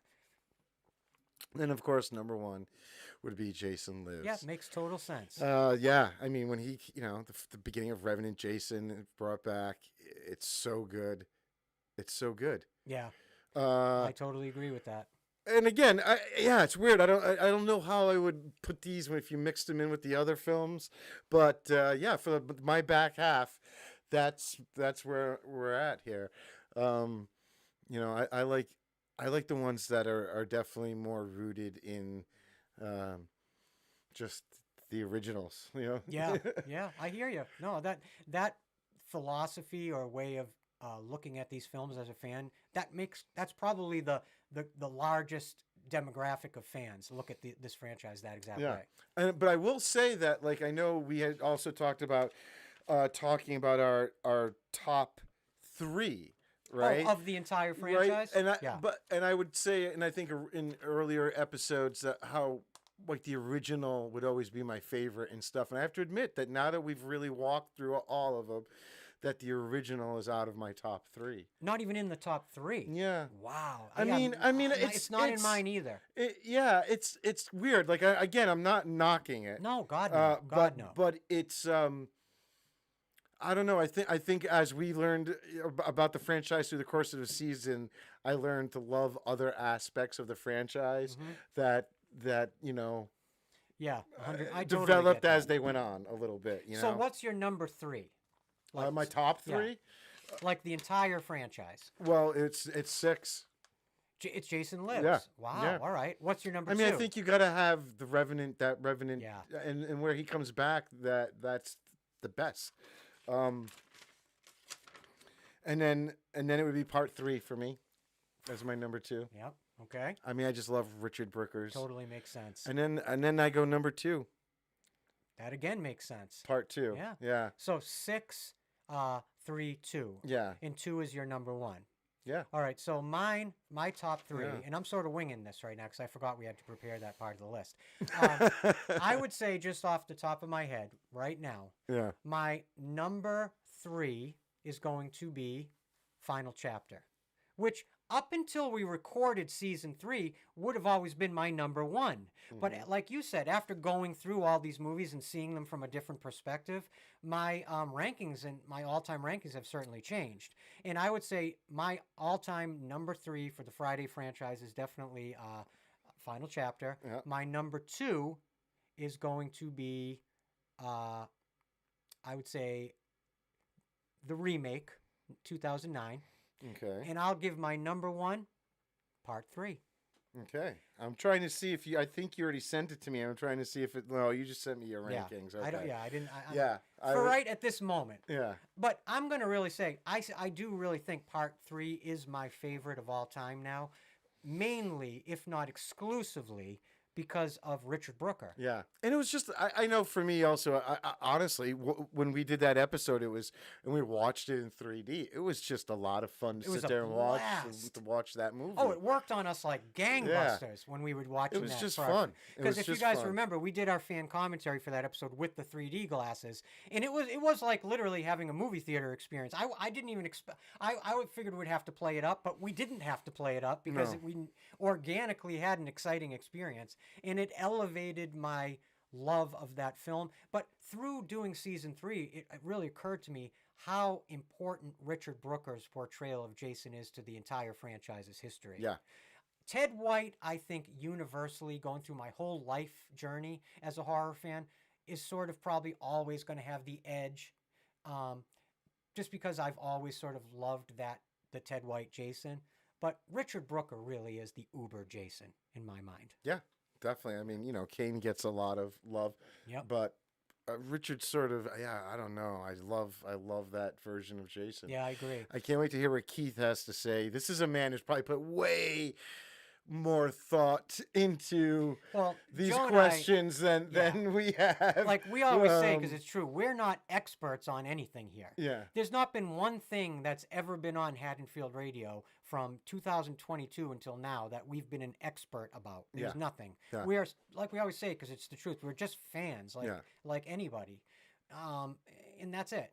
But Keith is like a freaking expert. Yeah. Keith's like a freaking encyclopedia. And Yeah. I cannot tell you guys along season 3 how many things Keith has been so helpful with, clarifications, everything. Yeah. And if there's two things Keith Foss knows well, it's Friday the 13th and Indiana Jones. and mixed martial arts. Well, I was sticking to film. Yeah. Oh, yeah. But of I course. believe that he could probably break both of our necks Yeah. in under 10 seconds Well, without he's- us even knowing what killed us. He's an experienced grappler and experienced in jiu-jitsu. And, Yeah. And No I joke. am like no joke. in awe of practitioners of jiu-jitsu, especially Brazilian jiu-jitsu. I'm like, literally, I get in awe when I see it done right. Yeah. So again, like it's just another layer of Keith's experience that's exciting to me. Keith, if you're listening, and we're gonna be talking to Keith in like 10 minutes. If you ever get to meet Christian in real life, I want you to just take him and slam. Put me in a Darce choke. Just take him down quick. You know what I want Keith? He'll to love pull? it. I want Keith to pull what he called I think he called it a heel slicer, and it's a move that he actually performed in. I think he if I don't want to quote him, we'll have to ask him, but I think he was like sparring with somebody, and it's a very difficult move, and I hope I said the name of it correctly. I'm not an expert by any stretch, and not a practitioner of martial arts. I'm just a huge fan. So I'll have to ask Keith, but yeah, I'd love him to perform one on me. I want to feel that pain. You've got your UFC hat on. Well, you guys have probably picked up. I mean, we cover movies because that's one of my greatest passions and Joe's. And it's a passion Joe and I share. But of course, like all humans who have lived 50 years, I mean, we all have varying interests and varying. For me, I'll give you my core group of passions. Horror movies, paranormal, true crime, and I would say mixed martial arts. But I do not practice mixed martial arts. It's really mixed martial arts media and mixed martial arts as a fan. Absorption. And now I've never in my entire life had even the slightest inkling of liking any sport. As a matter of fact, sports have always been sort of anathema to me. I don't know anything about sports. But like a lot of people, when I had so much free time during COVID, you get into a lot of different things, and I freaking fell in love. You know why? I saw the backyard fights of Kimbo Slice. Oh man, brutal. And Brutal from fights. seeing those yeah. iconic YouTube videos of Kimbo Slice fighting in South Central backyards, I just got absorbed into combat sports and into MMA, UFC, and now it's something I'm very passionate about. But that's for a different podcast. But anyway, can we bring Coming Keith soon? in? I don't Yeah. know. We can check. He's supposed to be No, logging I on soon. want to say, I was telling Joe, but yes, one of go my ahead. dreams and something that I am Yeah. working towards, Yeah. I jest here, but something I am actively trying to basically train for and prepare for that is kind of related to what Joe and I do here is commentating, like commentating at ringside, like doing fight commentary. And it's interesting that fight commentary in many ways is sports fan commentary in some ways. You know what I'm saying? Yeah, yeah. And so I see this definite connection in when I see like John Anik or Michael Bisping or of course Joe Rogan, some of the great commentators, Ariel Helwani, all these guys that are like in the mixed martial arts media and that have commentary about that stuff. I see a lot of commonality in what we do with movies. And so I'm trying to learn as much as I can because I'd love to do ringside commentary. Just a weird little fun fact about me. If you ever do it, will you promise to wear like the '70s blazers? Oh, I'm going to and wear like the long, Howard Cosell the long suit. microphone. Yep, 100%. And you're gonna slick your hair. Yep. I'm gonna I'm get you telling you. the headphones with the little antenna coming It out. may sound bizarre, but I think within the next 2 or 3 years, this is something I'm going to really aim to try to do. I'm going to try to accomplish this goal. But anyway. Yeah.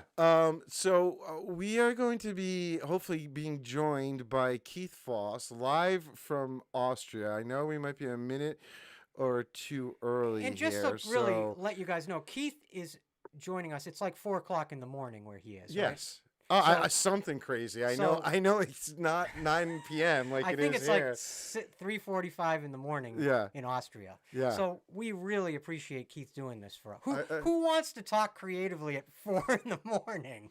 But I- let's do a live stream at 4 a.m. Keith. Yay! Try not to wake his whole family. No, Yeah, but sorry. seriously, I don't know. Let's see. Let's give this a shot. Oh There my he God, is. there he is. That was freaking seamless. Hey guys, Oh What's my that? God, Keith Voss, you devil. how's it going? Who wants to speak creatively at 4 in the morning? I do. Apparently, do you have like a coffee there for God's sakes?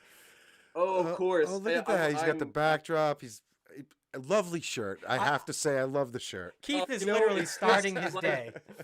It fits like a glove, like a razor hand glove. We're gonna have to Perfect, scoot guys. in a Really little perfect. Hey, first of all, thanks so much for that box, that care package. Amazing. Really, thanks so much. Such great stuff in there. Wearing the T-shirt proudly. I got my Jason coffee mug on the coaster here. Yay. So guys, really thanks, and amazing stuff from your friend Larry. I'm really touched that you thought of me with all that stuff. So thanks again, guys. Really appreciate it. Yeah, way The least we overdue. can do. Way overdue. The least we can do. I'd been meaning to send that for a long time. I'm glad you got Thanks so much, guys. Really, how are you guys doing? Was Santa good to you guys for Christmas? Did you guys get everything you wanted? Yep. it. Yes, and then 100%. some. Yes. Santa brought December 26th along so we could be done with Christmas. Thank God. Thank you, Santa Claus. We don't have to say happy holidays. See, I think some of you guys may have heard in the last live stream, I wait tables and work in a kitchen for my professional life. The amount of times in the last 2 months I've had to say the words, happy holidays, happy holidays. Oh, guys, have a happy holiday. Guys, have a happy holiday. You literally want to go home at night and fashion a noose. I hear you. I hear you, man. It's a bit of the same for me, but I have a birthday on Christmas Day too. Wait, So you were born it- on it- Christmas? Yeah. Oh, Yeah, my I'm a Christmas God, baby. that's So brutal. I just turned 49. So Wow. maybe this is something we should talk about later, because what I want to do, I plan for my 50th. I want to go to Camp Novi Bosco and do an Oh, wow. There you go. an overnight camp, because they offer the overnight experience where you could watch the movie, you spend the night there. I think I want to do that for my 50th in 2027 in summer. So I don't know. What do you say? A trip? The three of us, we go. Oh we, my Oh, God. I would do Oh, that we'll in meet a you there in a heartbeat. second. we do a live podcast from Oh my God, what a great Camp Crystal idea. Lake. There you go. I think we should do that. I think Love that's this. something we need to do, guys. Let's get that on the calendar. And you'll hear what a bunch of wimps Christian and I. Wait, we have Keith though. Keith will be there to kick everyone's ass. That. Oh we- yeah. Yeah. You know, Okay. Good. Not to no, mention, guys, if I don't get I've if been I don't injured get the to last bed by month. 10, I get cranky. I've been injured the last month, so I've been doing some physio. I got to work on my shoulder a little bit. So, in combination with all of the Christmas food and all of and not working out as much as I normally do, I don't know. That's Yeah. it. I don't know. You guys might So have we're to be gonna get protecting taken me. out. Keith, It's really great to see you guys, Yeah, man. you really, too. it's so Thank great you to see so guys. much for joining us Thank for you. this and making the time. I mean, Really it's a appreciate pleasure. that. like we were saying, a you're pleasure. you're an actual expert. You've probably put a lot more thought into these movies than we have. Unfortunately, I can't. Maybe a little too much thought. Wow. Maybe a little too much thought. I don't have the ability to throw your titles or your list up. That was something I was trying to do, and I ran out of time. But of All good. course, I we got have you. you to Nice, nice. exactly. But please, Take let's. us through your list from bottom to top, Yeah. and just give us a quick, 20 seconds on each one. You got it. Go for So yeah, my Friday the 13th rankings. Look, I got to start with at the bottom of the list. And look, let me start off by saying there are really none of these movies that I hate. Yeah. Well, I yeah. don't hate any of these, but in order to rank them, you gotta you gotta kind of Got to You step gotta- on some you gotta- toes. you gotta step on some toes. That's a great way of putting it. So I gotta say at the bottom is Jason X. Jason X. As much as I love the movie, I do have fun watching it, but it's just for me clearly the kind of. I really hate to say this. It's the bottom of the barrel for me. Even though I love that opening, I think the opening is fantastic. I'm with it. I love the fact that Jason's captured. You really don't know what's going on, how they got him, the Crystal Lake Research Facility. What is even that? So it kind of gives you more questions than it does answers, which I like. And then it just sort of it just sort of teeters off for me. But I enjoy the movie. I have a fun time every time I watch the movie. But it's at the bottom of the list when it comes to ranking these movies. It's at the bottom of the list. At number 6 then is that one right there. Is Jason Takes Manhattan. Again, as much as I love watching that movie, it just sort of feels you could see that the series is really tired at this point.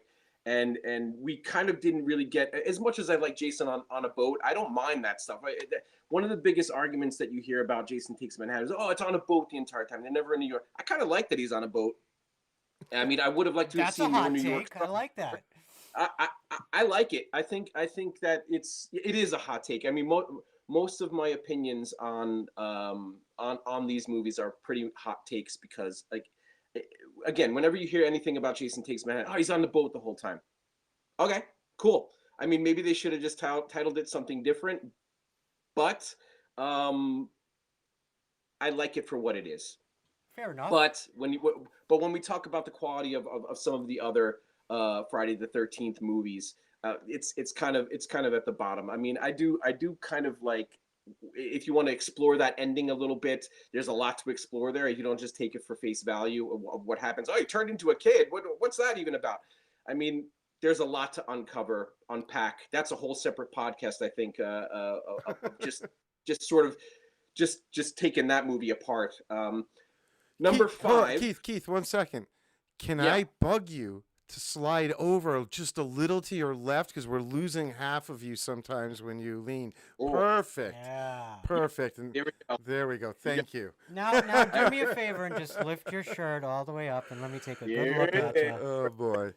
Oh boy. I'm telling you, I haven't been working. He out in a charged. month and a Keith half. charges top dollar for that stuff. That's all right. We don't have that type of Well, money. I'm made of We're money. not that type of show. I'll put the OnlyFans link in the. So Yeah, so what's next? next would be Jason Goes to Hell: The Final Friday, and again, love the movie for what it is. Lots of things can take it or leave it. I do, however, want to. Can I do this? Can I give you guys my own fun fact? Let's Oh, do it. Please do. Fun fact. Yes, I've been waiting for this, guys. Fun fact. I got a fun fact. Fun fact. So, fun fact, Joey B's Diner in Jason Goes to Hell That's the same diner, canonically, as the diner from the original Friday the 13th. Confirmed by director Adam Marcus. I watched Jason Goes to Hell recently because the documentary's coming out, Hmm. and I Yes, just wanted to right. give it a rewatch. And I started thinking like, wow, wouldn't it be cool if that was like if that diner, Joey B's diner, was connected to the original diner? Like, wouldn't that be like an interesting little? Mm.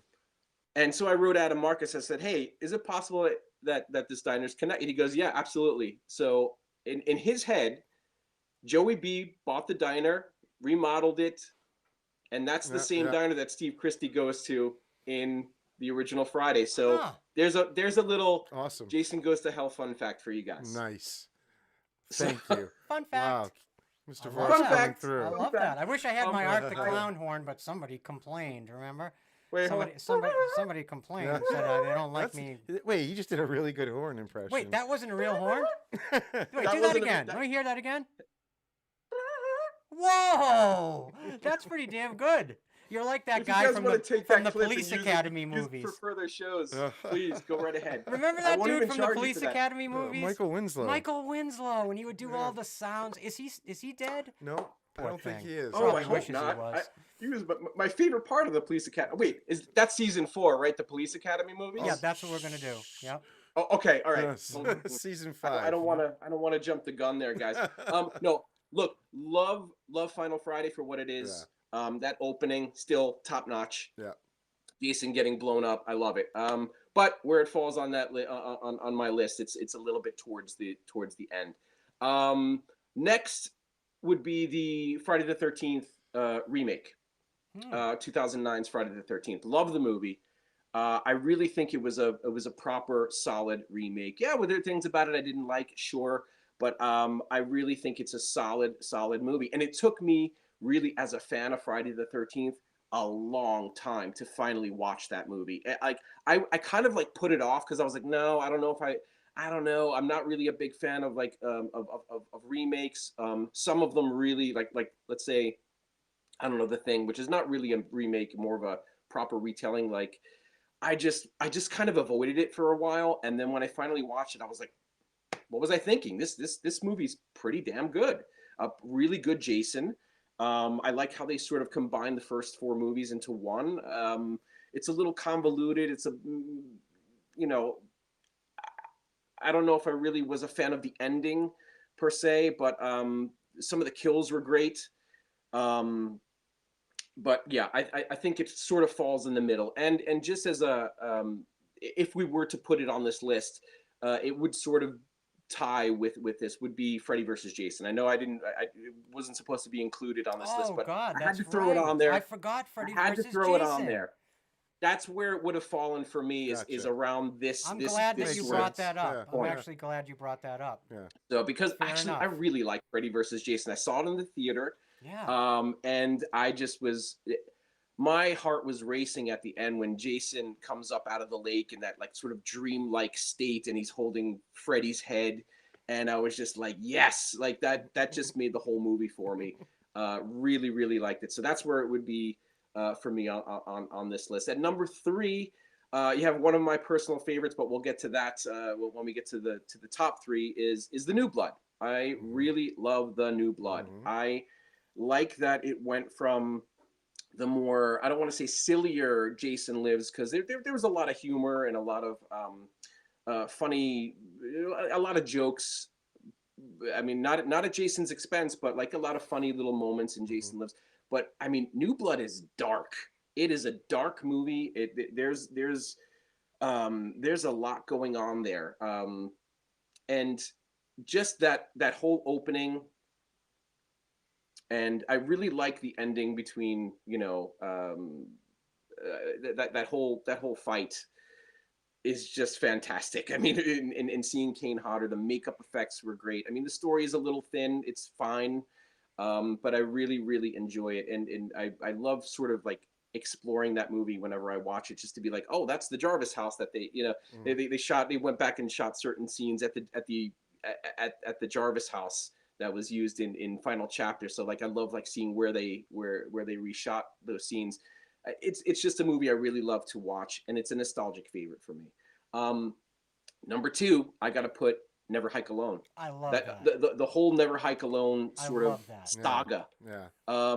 Because boy, oh boy, are those good. I'm And so glad we're like all on that same page. I oh, really am. absolutely. Like Yeah. from the moment, and I tend to, and I think I agree with you guys. If I remember right, your review of Never Hike Alone, you guys say more or less you kind of stray away from fan films and stuff like that. I do the same. I kind of don't really watch that many of them. If it comes to Friday the 13th, maybe I'll watch them, but there was something about the Never Hike Alone films that really grabbed me, and just the fact that they were such a like a beautiful love letter to the series, and getting some of the actors from the actual films was just It's such such an a amazing brilliant time. move. The cinematography, the love put into it was just it just impressed me so much. And I'm kind of also honored to be a small part of the Oh upcoming yeah. animated Ghost in the Fog. I'm good. Yeah. I Please guess explain that. Yeah. yeah. So I just I wanted to support um, Vince DeSanti, simply because he made such good films that like anything that he decided to dip his toe in future Friday the 13th fan films, I wanted to be a part of that, like no matter how I could. So when I saw that they put up that offer of like, you spend this amount, we'll put you in the film on a missing persons poster, I was like, this is my opportunity to not only support a great artist and what could be a pretty interesting project.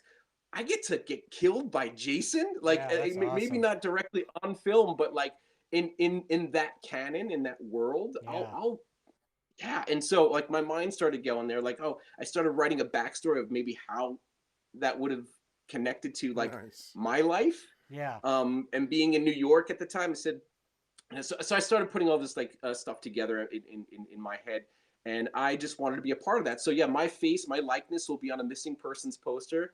I think Wow. I think I'll actually get the physical poster. That's so So cool. yeah, and I was writing with Vince DeSanti too, and like really great guy. Yeah. So I wanted to be a part of that, and I'm really excited. So that's going to be an extra on this new cut of the Never Hike Alone, because he's putting it all together for like a Yeah. long feature film kind of thing, and that animated short film will be an extra on the Blu-ray of that. So I was like, I got to be a part of that. So I don't know how many of those he offered. I think it was just a couple of them. So I'll be like one of like 3 people or something that'll be on a Nice. missing persons poster. Nice. So I'm pretty excited about that. But yeah, just to go back to Never Hike Alone, just the quality of those. Like, Yeah. and again, Christian, I agree with you. Part of my personal canon, Yeah, I Oh, agree. hands yeah. down. Yeah. I think as the years go forward, I think that more and more fans are going to kind of just accept it into the canon, because it is the fans who actually make that decision. It's not, the more I think about it, it isn't really the producers or the rights holders, it's No. the fans. Yeah. That's Exactly. who canonize things. Fans have their own head canon on how certain things Head like sort canon, of play. that's right. Kind of That's pick and choose. perfect. It's like a buffet, right? It's the same thing with Halloween, right? You could pick which timeline you like the best and just go Yeah. from there. But we still have all of the films to enjoy. Yeah. I mean, it's not like those are going away. So you just sort of pick and choose what you like. It's like, yeah, it's a buffet. You just you sit down, you say, I like this timeline best. So I agree.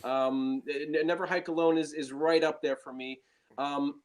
Number 1 of these rankings. Yeah.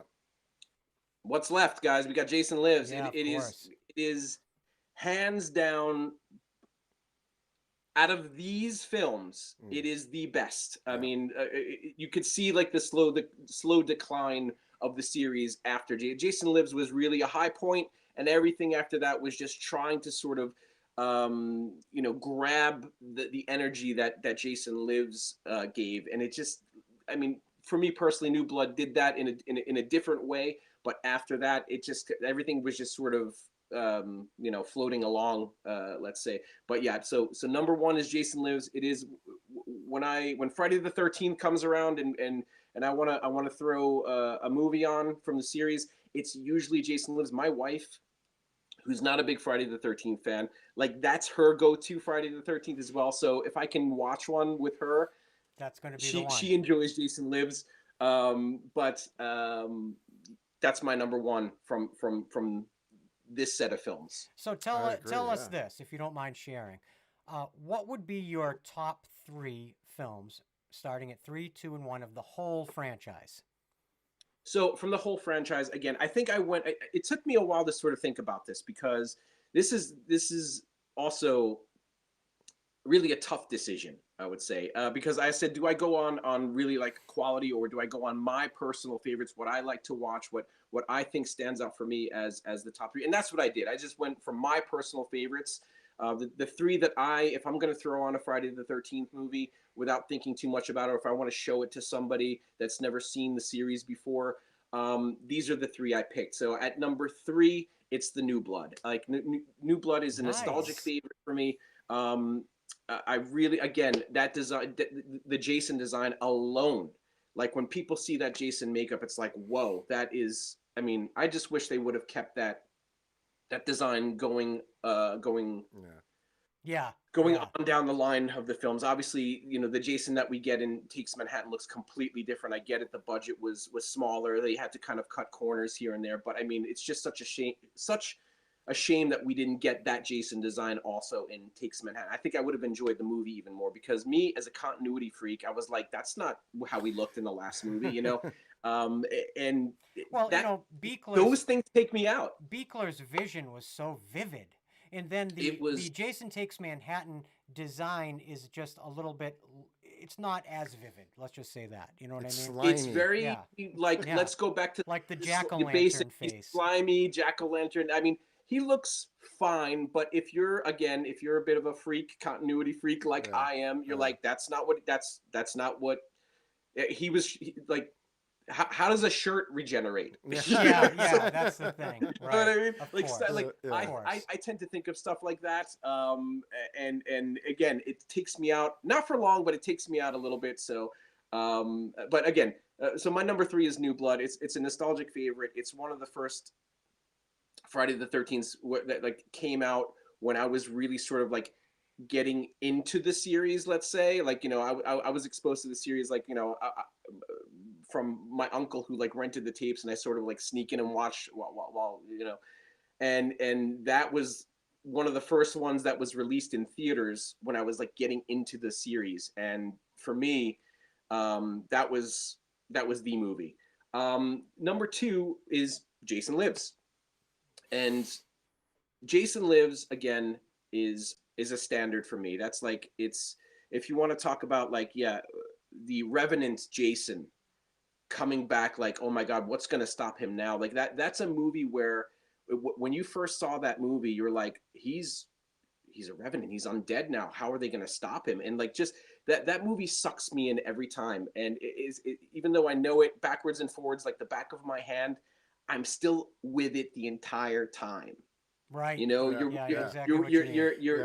on Tommy's journey with him. Yeah. How are they going to stop him? He's undead. He was unstoppable before. Now, oh my God. So I really love that movie. I love that they went just far enough with the humor. They went in a really cool direction with the story. There are kids at the camp, which that brings was another a big distinction, right? Big distinction. We never really had that before, So never. Yeah. I mean, besides Corey Feldman, who, but they're not at the camp. You know what I mean? Yeah. So that was like kind of a whole other added level of danger and excitement. Like, oh my God, is he actually going to do it? Is he going to kill the kids? Like, so it was. That movie always brings me up to a certain level. Number 1, I think you guys know where I'm going here. I have a for sense number of it. 1. Yeah, go ahead. Final Chapter. Yeah, I knew it.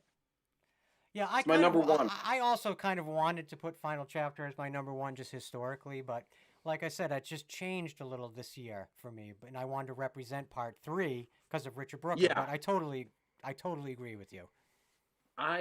Every time I watch Final Chapter, you get a certain feeling from each of these movies. Like, when I watch New Blood, I get that nostalgic feeling. I watch Jason Lives, I get that little bit of that excitement, and that you're gonna you're gonna laugh a little bit while maybe being a little like grossed out by certain things.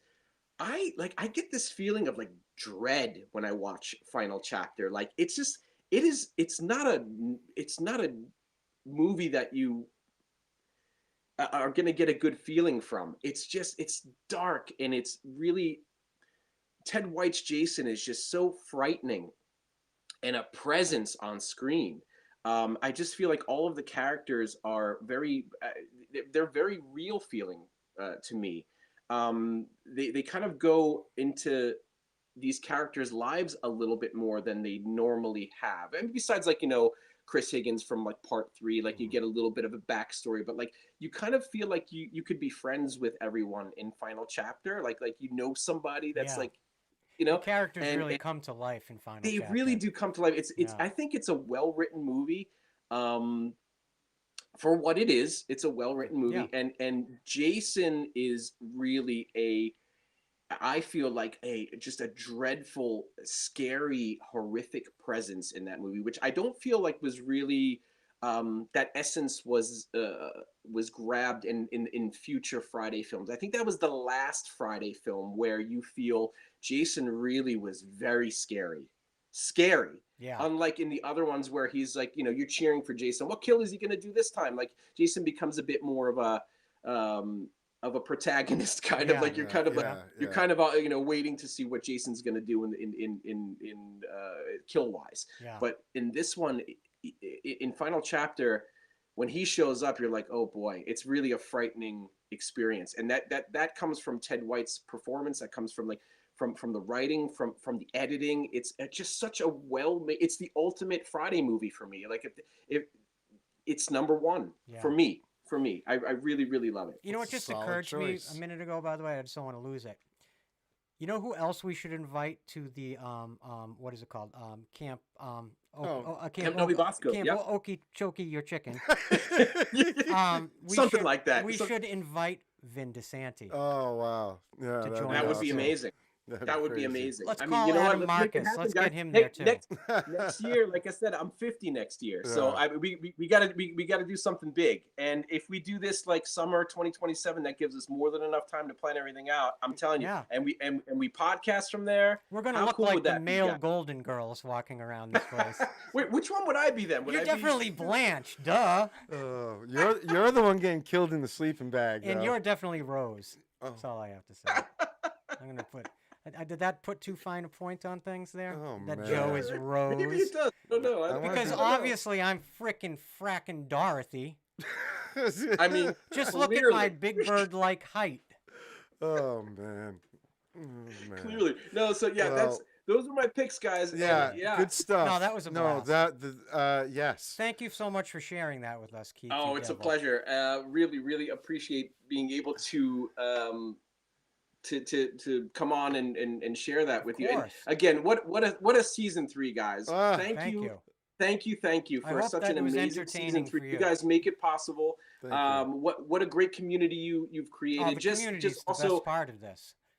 I mean, I have to say thanks to you guys, and thanks to people like Mike Hatfield and Matt G, Absolutely. who I mean, Mike Hatfield has just made such amazing artwork for this entire season, and he was nice enough to send me like a little care package as well. Oh and stuff. my God! And He's got to be Matt one of the G, nicest people on earth.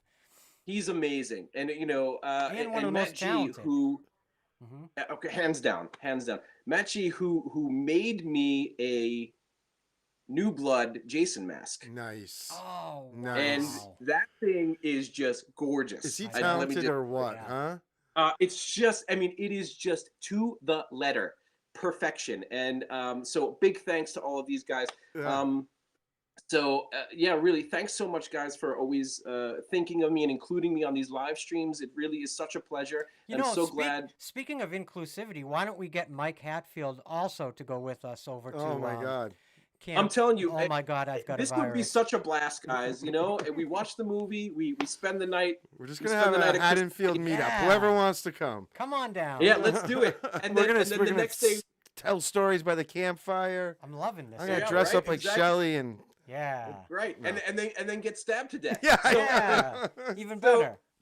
And then the next day we go to the Blairstown Diner and we get breakfast. I There love we it. go. I'm in. I'm there in. we go. I'm in. I think I'm that getting- would be I'm getting amazing. my plane ticket right now. You don't have that far to go. Oh, I have actually, to we get could my just probably ticket. drive I there. know. That's what Yeah, I'm we saying. don't Yeah, have to we'll fly. just meet guys him are there. hop, skip, and a You, on the jump. other hand, definitely have to fly, sir. And here's the other thing. So we could also hit actually the town of Haddonfield. Oh, that's right. Oh, Yeah, yeah. In New Jersey, yeah. That's because right. it's pretty Yeah. close to Yeah. where we need to go. All right, we so gotta set this we trip have up. we could do Let's do it. a whole road trip of it, guys. Mhm. Oh, that's awesome. love Would it. be a blast. Would Thank be a you. blast. Thanks for joining Yeah, us. thank you I so love much, hearing Pete. someone else yap about the movies besides ourselves sometimes. So it's Now, nice having a third voice. Thanks once for in a letting while. me yap. I mean, Yeah. the coffee definitely hit. Are you so going it's- back to bed now, or are you up for the day? I'm up for the Yeah, I day. figured. I'm up for the God day. bless That's you. it. I mean, and I also I have a crazy cat running around the house now because since I'm up, she's up Oh, now yeah. running around. So that's it. She thinks I'm talking to her the entire time. So The I cat's she's really running around. confused. I got the laser pointer here just to distract her, just in case Oh, there you she was a little too crazy, but I didn't need it. Anyway, well, thank you so Um, much. We love you. Thank thank you you, for Keith. everything you Love you contributed. guys, and honestly, I just have to say, you know, Christian, I think you would be a great commentator for. So Once why I don't get my, we? my knowledge up. Why don't we do this? Why don't we watch one of the old UFCs, you and I, Mhm. and we could do because I did a little commentating myself back in the day. So I why don't we watch one of the old UFCs, and we'll commentate one of the Oh fights, my and we'll throw it God. out there.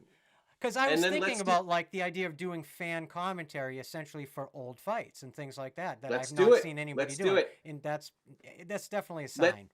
Let's see if there's an audience for it. Like Yeah. if anybody I in the love live this chat thinks idea. that we should do something like that, give us a thumbs up. Well, Let us you and know, I can always make we'll Joe it happen. watch it. You know, Joe has to sit and watch it. We'll have one view. And I know Yeah, plenty of people in my jiu-jitsu club that would also watch it as And well. I think so my mom would too, for sure. My mom would definitely watch Definitely. that would be it. that would be She pretty wouldn't cool. be happy about it, but she'll watch it. Oh boy. But again, I have the entire library of I know of- you of, do. like, the first like 15 like UFCs were for me those were like some of the golden best age. UFCs before they did like weight classes and all that stuff when it was just like, you know, sumo versus boxing. So for me that was the best type of UFC Real to quick watch. for me, you know what I'm totally in love with is the Pride era in Japan. Oh yeah. I love yeah, Pride. yeah, for sure. I've been, sure. I've I been mean, trying there to go was- I mean- chronologically through those events, and I Yeah. love it. But I think it's a great idea, and I think you would really be perfect for Well, it. I think it would be a great chance to do something with it with you and try to do something and see how we can do it. So Let's make it happen. Yeah, let's do it. There goes. Yeah. This I'm is it. along It's the for the birth ride. of the new show right Yeah, here. here we go. Oh my goodness! Oh my I love goodness! this. Well, anyway, I'm excited, guys. Thank you, Keith. we love you so much. Thank Thank you you so guys. much. Love you guys. Hey, all the best, and thanks to everybody listening. And again, thanks to you guys again. Looking forward to season 4. Yeah. Really, thanks for allowing me to be part of this with you guys. It really is something Oh special. no, it's our honor, and I mean that sincerely. It's our thank you, honor. guys. Thank you for Really everything you've appreciate it. contributed. It means so Oh, much same. to us. And I hope, Joe, going I hope forward, that you too. get that envelope. I'm so sorry you guys only got that one coin. I included 2, but I'm sorry only one showed up. Please. I'm not worried But about I You're the best. included. I sent you guys something else. I hope it shows up. But just as a small thank you to wrap up season 3. I mean, I don't want to spoil it, but I guess I will just in case you guys don't get it. I got you guys Jason hockey mask patches. So I hope they show up. Oh, I love patches. If they don't show up by January, I'm Yeah. going to send you guys 2 more. It's the because friggin' Yeah, thought give us that some counts. time. It's the holidays and you're far, Yeah, so yeah. you know. You're the I best. sent it at the end of November, so I hope they show up because it's like, you know, I'm thinking, you know, who knows what happens with stuff in the post nowadays. Yeah. But if Oh, it doesn't thank show you. up, let Much me know. appreciated. I get you guys 2 more in the post as soon as possible. Thank you. Oh, All Keith. right, You're the Thank you. best. guys. Thank you, You guys for are the- joining us. You Thanks for really- having me, guys. you All the re- best. You really, it means a lot. So thank you. It means a lot to me, guys. Hey, happy New Year. To you too. Um, Yeah. And to your and family. Yeah. Same. right. Thanks, guys. We We'll love talk you. soon. Bye Bye, bye. All the Keith. best, guys. Have a good night. All Oh, right. man. Wow. It's always so much fun just to listen to Keith talk about the things that he loves, and just the same with that same enthusiasm that you and I feel about the things we love. And Keith has been so supportive and lovely to us, really, for so long, and it just means the world. All of you guys that have actually joined us for this. I mean, you could be doing a million other things, and thank you. We And- sincerely appreciate that. You know, really, to sort of truly wrap up season 3, and the last sort of person we really need to talk about, and Keith did bring him up, was Mike Hatfield. Mike Hatfield. Absolutely. Mike did work on every episode and then some, like more than just doing the Jason art for every new episode. He did ads. He did the Life Force thing. His work is unbelievable.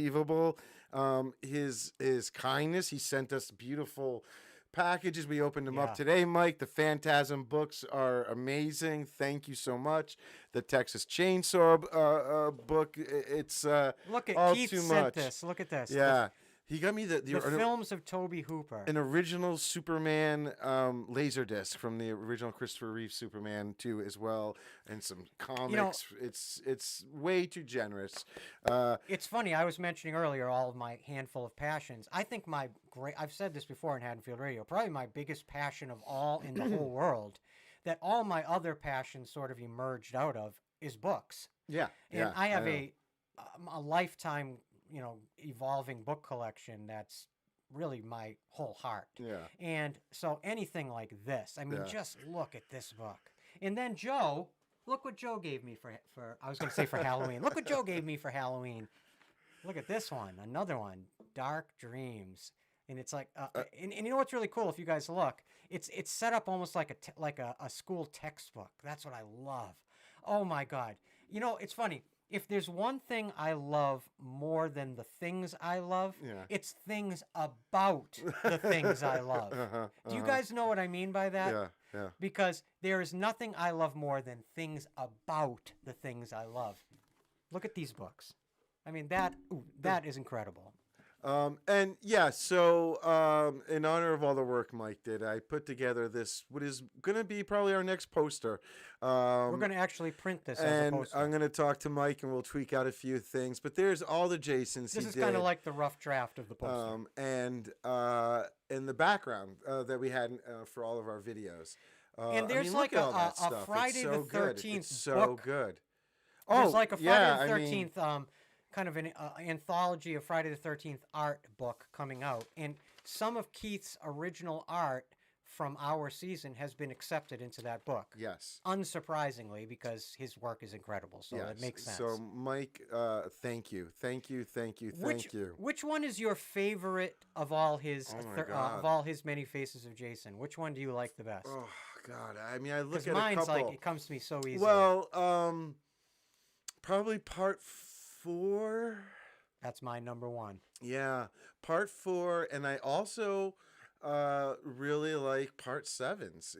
Yeah, I do too. The water. I don't know, You know the what my top coloring, the 2 bubbles. of Mike's art is But, I mean, part they're all 4, great. and I like the Never Hike Alone one. Look at the Well, yeah, lighting. yes. Look at the lighting Yes, he did. he It's got so the cool. tone like just perfect. Yeah.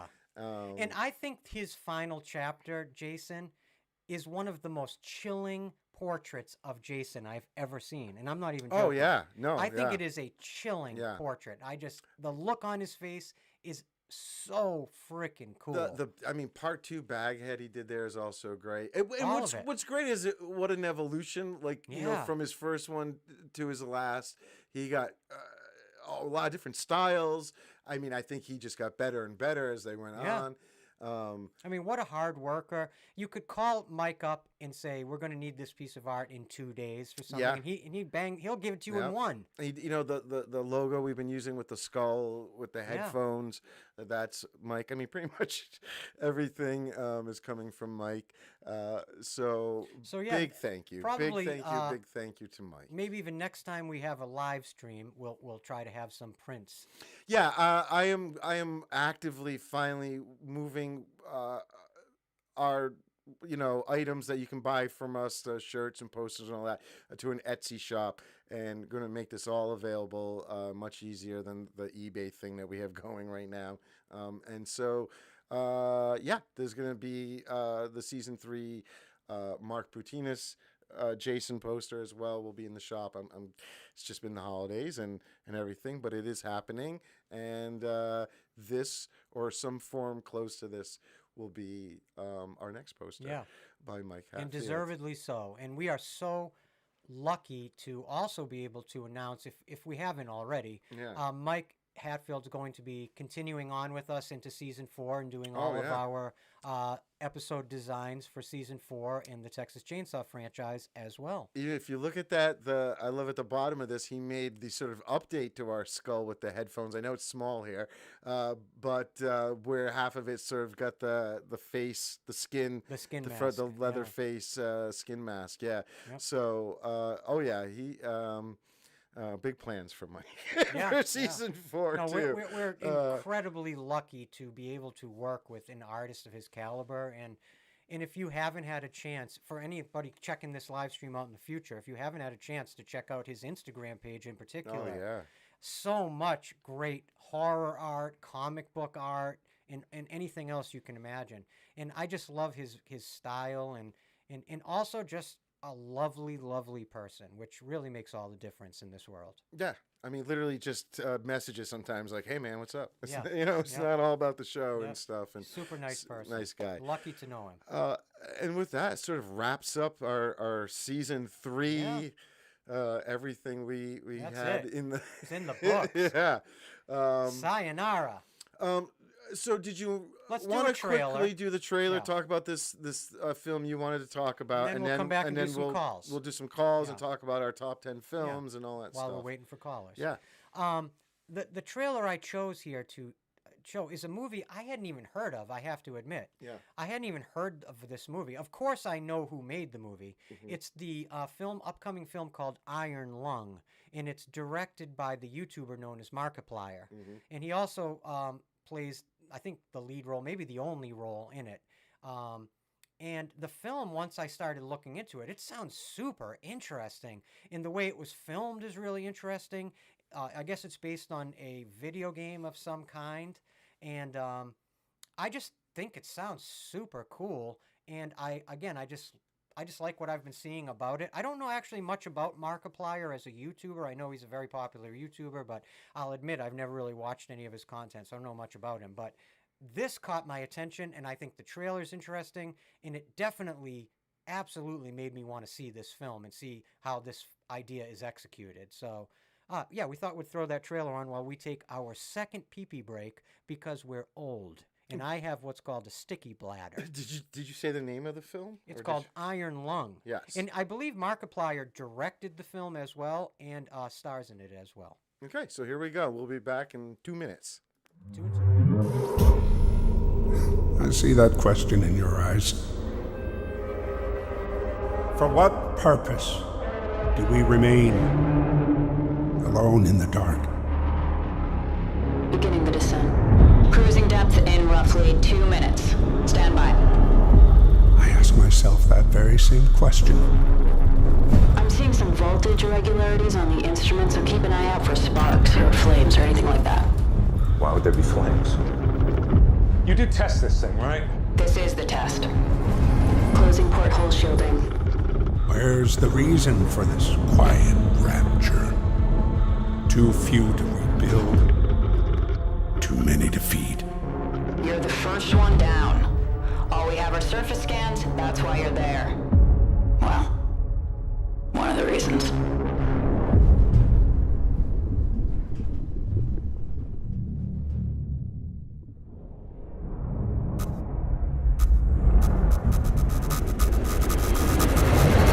Can we just agree this is important? Food, air. We need this, not just the COI, all of us. We need this. There aren't enough of us left to be throwing lives away, but there is too much at stake not to take calculated risks.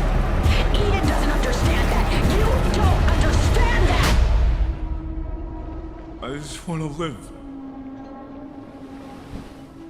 Is that so wrong? Why doesn't anybody else want that?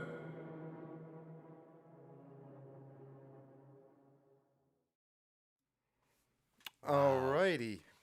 That looks good, doesn't it? It looks Yeah. interesting. Yeah, it's definitely makes me kind of go, well, I at least want to see what the hell's going on in that movie. And if you don't know, let me just quickly read you the kind of the tagline of this, or the little. Yeah. Okay, it says, survivors of the apocalypse launch an expedition to a barren moon flooded by an ocean of blood. And the whole movie, I guess, takes place in this tiny little submersible called the Iron Lung that he's in, that he's kind of going through, carousing through this ocean of blood. An interesting... Whose blood? That's the thing. An interesting fact about the making of this film is it's the first film since the Fede Alvarez reboot of Evil Dead to have the crown of using the most fake blood in movie history. Really? And up until this movie, it was that Fede Alvarez Evil Dead from 2013. It was like they used like 50,000 gallons of blood in the Fede Alvarez Evil Dead. Yeah. And this film actually topped that. So it's just a lot about it just sounds unusual to me, and I don't know much Well, about when you video have a games. submersible in like a river of blood, then Yeah. yes, I can see how you would break Seems that record. kind of weird. I mean, Yeah. I don't know how that trailer worked for you guys, but maybe I'm just the target for something like that type of a movie or story, but definitely something that caught my attention, so thought I'd throw it out there. All right. Well, we're gonna put up our information for anybody who might want to call in. And hopefully we'll get a couple new callers. Now, I'm Yeah. not saying don't call if you've called before. Yeah, Please, if you no. want to call, call.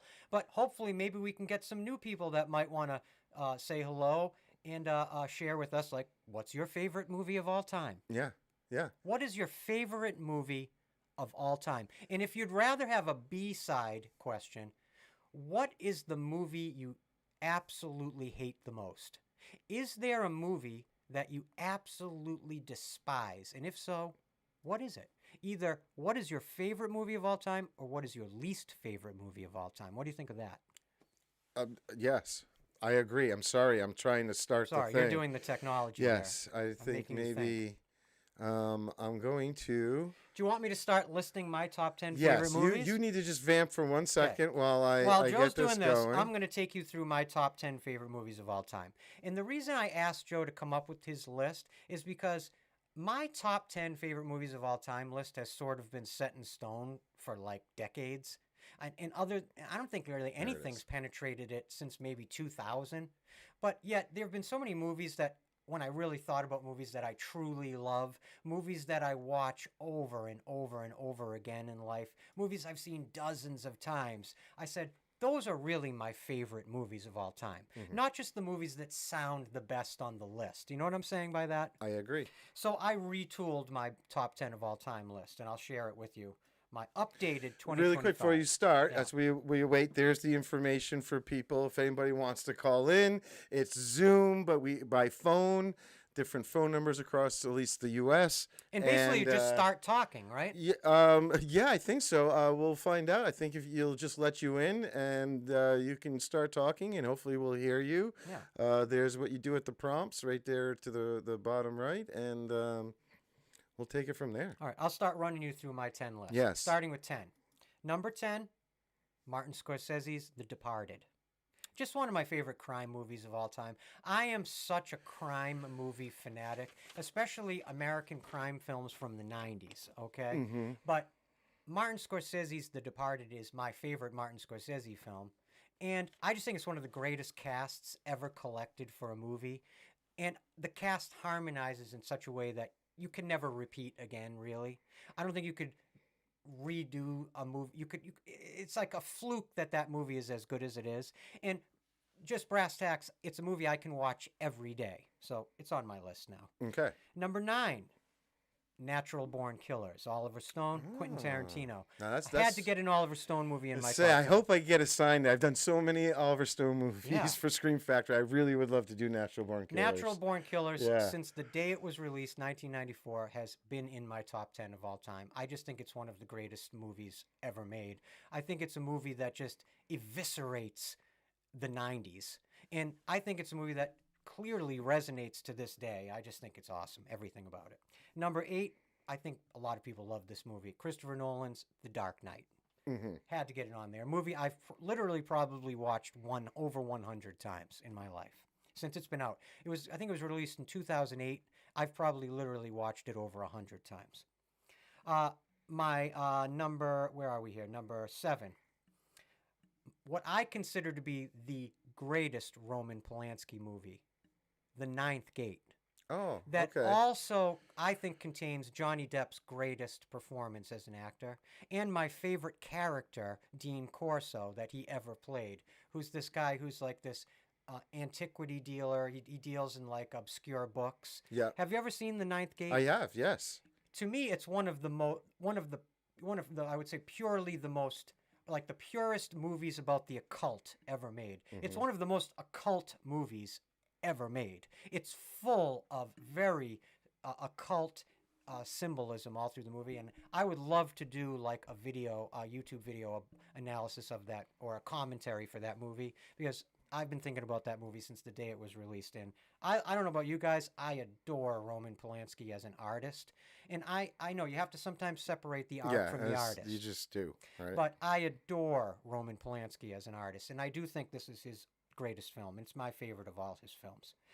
Number 6, I actually had to put 2 movies in this slot, and it's because they are so inextricably entwined in my mind that I can't take one out or the other out, or I might as well just take them both out. And it's actually the same director, Jaws and Jurassic Park. Okay. To me, in my mind, Jaws and Jurassic Park are in the same little folder in my mind. Yeah. And I think they are really a duology, and like they harmonize with each other as films, especially from the same director. And I think they're like bookends of a career. And I think Spielberg's career from 1975 in Jaws and all the way up to 93 when he did Jurassic Park and Schindler's List that year, that is the greatest run of any filmmaker, I think, in movie history. That run in Spielberg's career. And to be bookended that way between Jaws and Jurassic Park, I just think that's why I can't, decouple them, for lack of a better term. So going up to number 5, one of my favorite human beings who ever lived, one of my favorite directors, in my favorite of all his films, Day of the Dead, George A. Romero. Easily my favorite of all his zombie films. I would Day of the Dead. be disappointed in you if you didn't have Romero on there. I know a lot of people prefer Dawn of the Dead. Yeah. I think universally, maybe culturally, it's Night of the Living Dead. That's his most powerful work and his most lasting work culturally. But for me, I'm one of those grimy little freaking gross out little trolls that likes Day of the Dead. I also think Day of the Dead is like Tom Savini's greatest masterpiece, in my opinion. Okay. Anyway. Okay. Let's see. Number 4, John Carpenter and Deborah Hill's Halloween, 1978, of course, obviously. The movie that launched this entire series. We're here doing this live stream in 2025 because John Carpenter, Deborah Hill, and that group created Halloween in 1978. Irwin Yablans, all of them. That's why we're here doing this live stream that we're all hanging out with right now. Let me see. Number 3. Again, I sort of cheated. It's a trilogy, but it's really one story, and that's Lord of the Rings. Peter Jackson, Philippa Boyens, and Fran Walsh, the 3 of them. Yes. Yes, Peter Jackson's the director of those movies, but anytime I credit anyone for Lord of the Rings, it has to be those 3 names or I don't feel right about it. My number 2 and my number 1 have remained the same since the 90s. My number 2 is Jonathan Demme's Silence of the Lambs, which I think is the most perfectly directed film I've ever seen. If I was to want to say to someone, let me show you what I think directing is, I would say, look at Silence of the Lambs. That to me is real directing. And my number 1, I think, will be my number 1 for the rest of my life, just because every time I watch this movie, whether it's the first time I saw it in 1995 in the movie theater, or when I watched it literally 3 nights ago, it feels like the first time. It never loses its velocity. It never loses its strength as a film and as a piece of art. And that's Michael Mann's Heat. Oh, which I think is the greatest crime film ever made. In my opinion, it's the greatest crime film ever made. So that's my top 10. Okay, I think we have... Do we have a listener? I think a caller? Is this Toronto Freddy? Aaron Keller? We have That's Toronto Freddy. asked to unmute. You are muted somehow. I think Toronto. you might be muted, Aaron. You are somehow muted on your Oh. end. I don't use Zoom very often. There we Got me? go. We got you. Yay! All right. I was gonna say I'll give you a clue. People are strange when you're a stranger. People are ugly when you're alone. Wow, you're a crooner.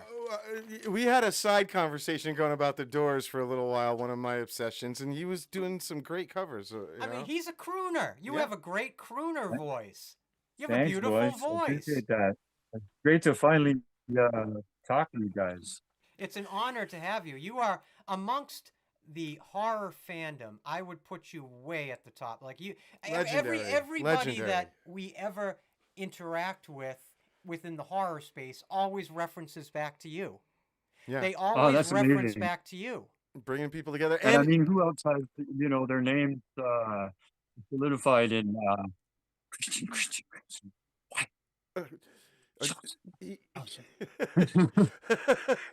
Remember, he also made some great videos that we shared on Instagram. Oh God, yeah. He's got some great cosplays. Obviously, He's one of Freddy the best is cosplayers amazing. that is in existence. But if right you- now. Oh, you guys If are you- so If you haven't new. seen him actually like, cheers. if you haven't seen him rap or do any of his singing, the karaoke stuff he does and the live singing in the makeup, Oh wow. that's the highlight. Oh yeah, gotta when I check did that when I did a whole new world, Yes, yes. from which Aladdin. is funny right? because Brad Caleb King is the one that sang that in the original. Fun fact. We were just Fun talking about fact. him earlier and how he was the voice, right? Remember that? See, It's I didn't amazing. really know that until tonight. That's a mind-blowing fun fact. What I if can show you the world.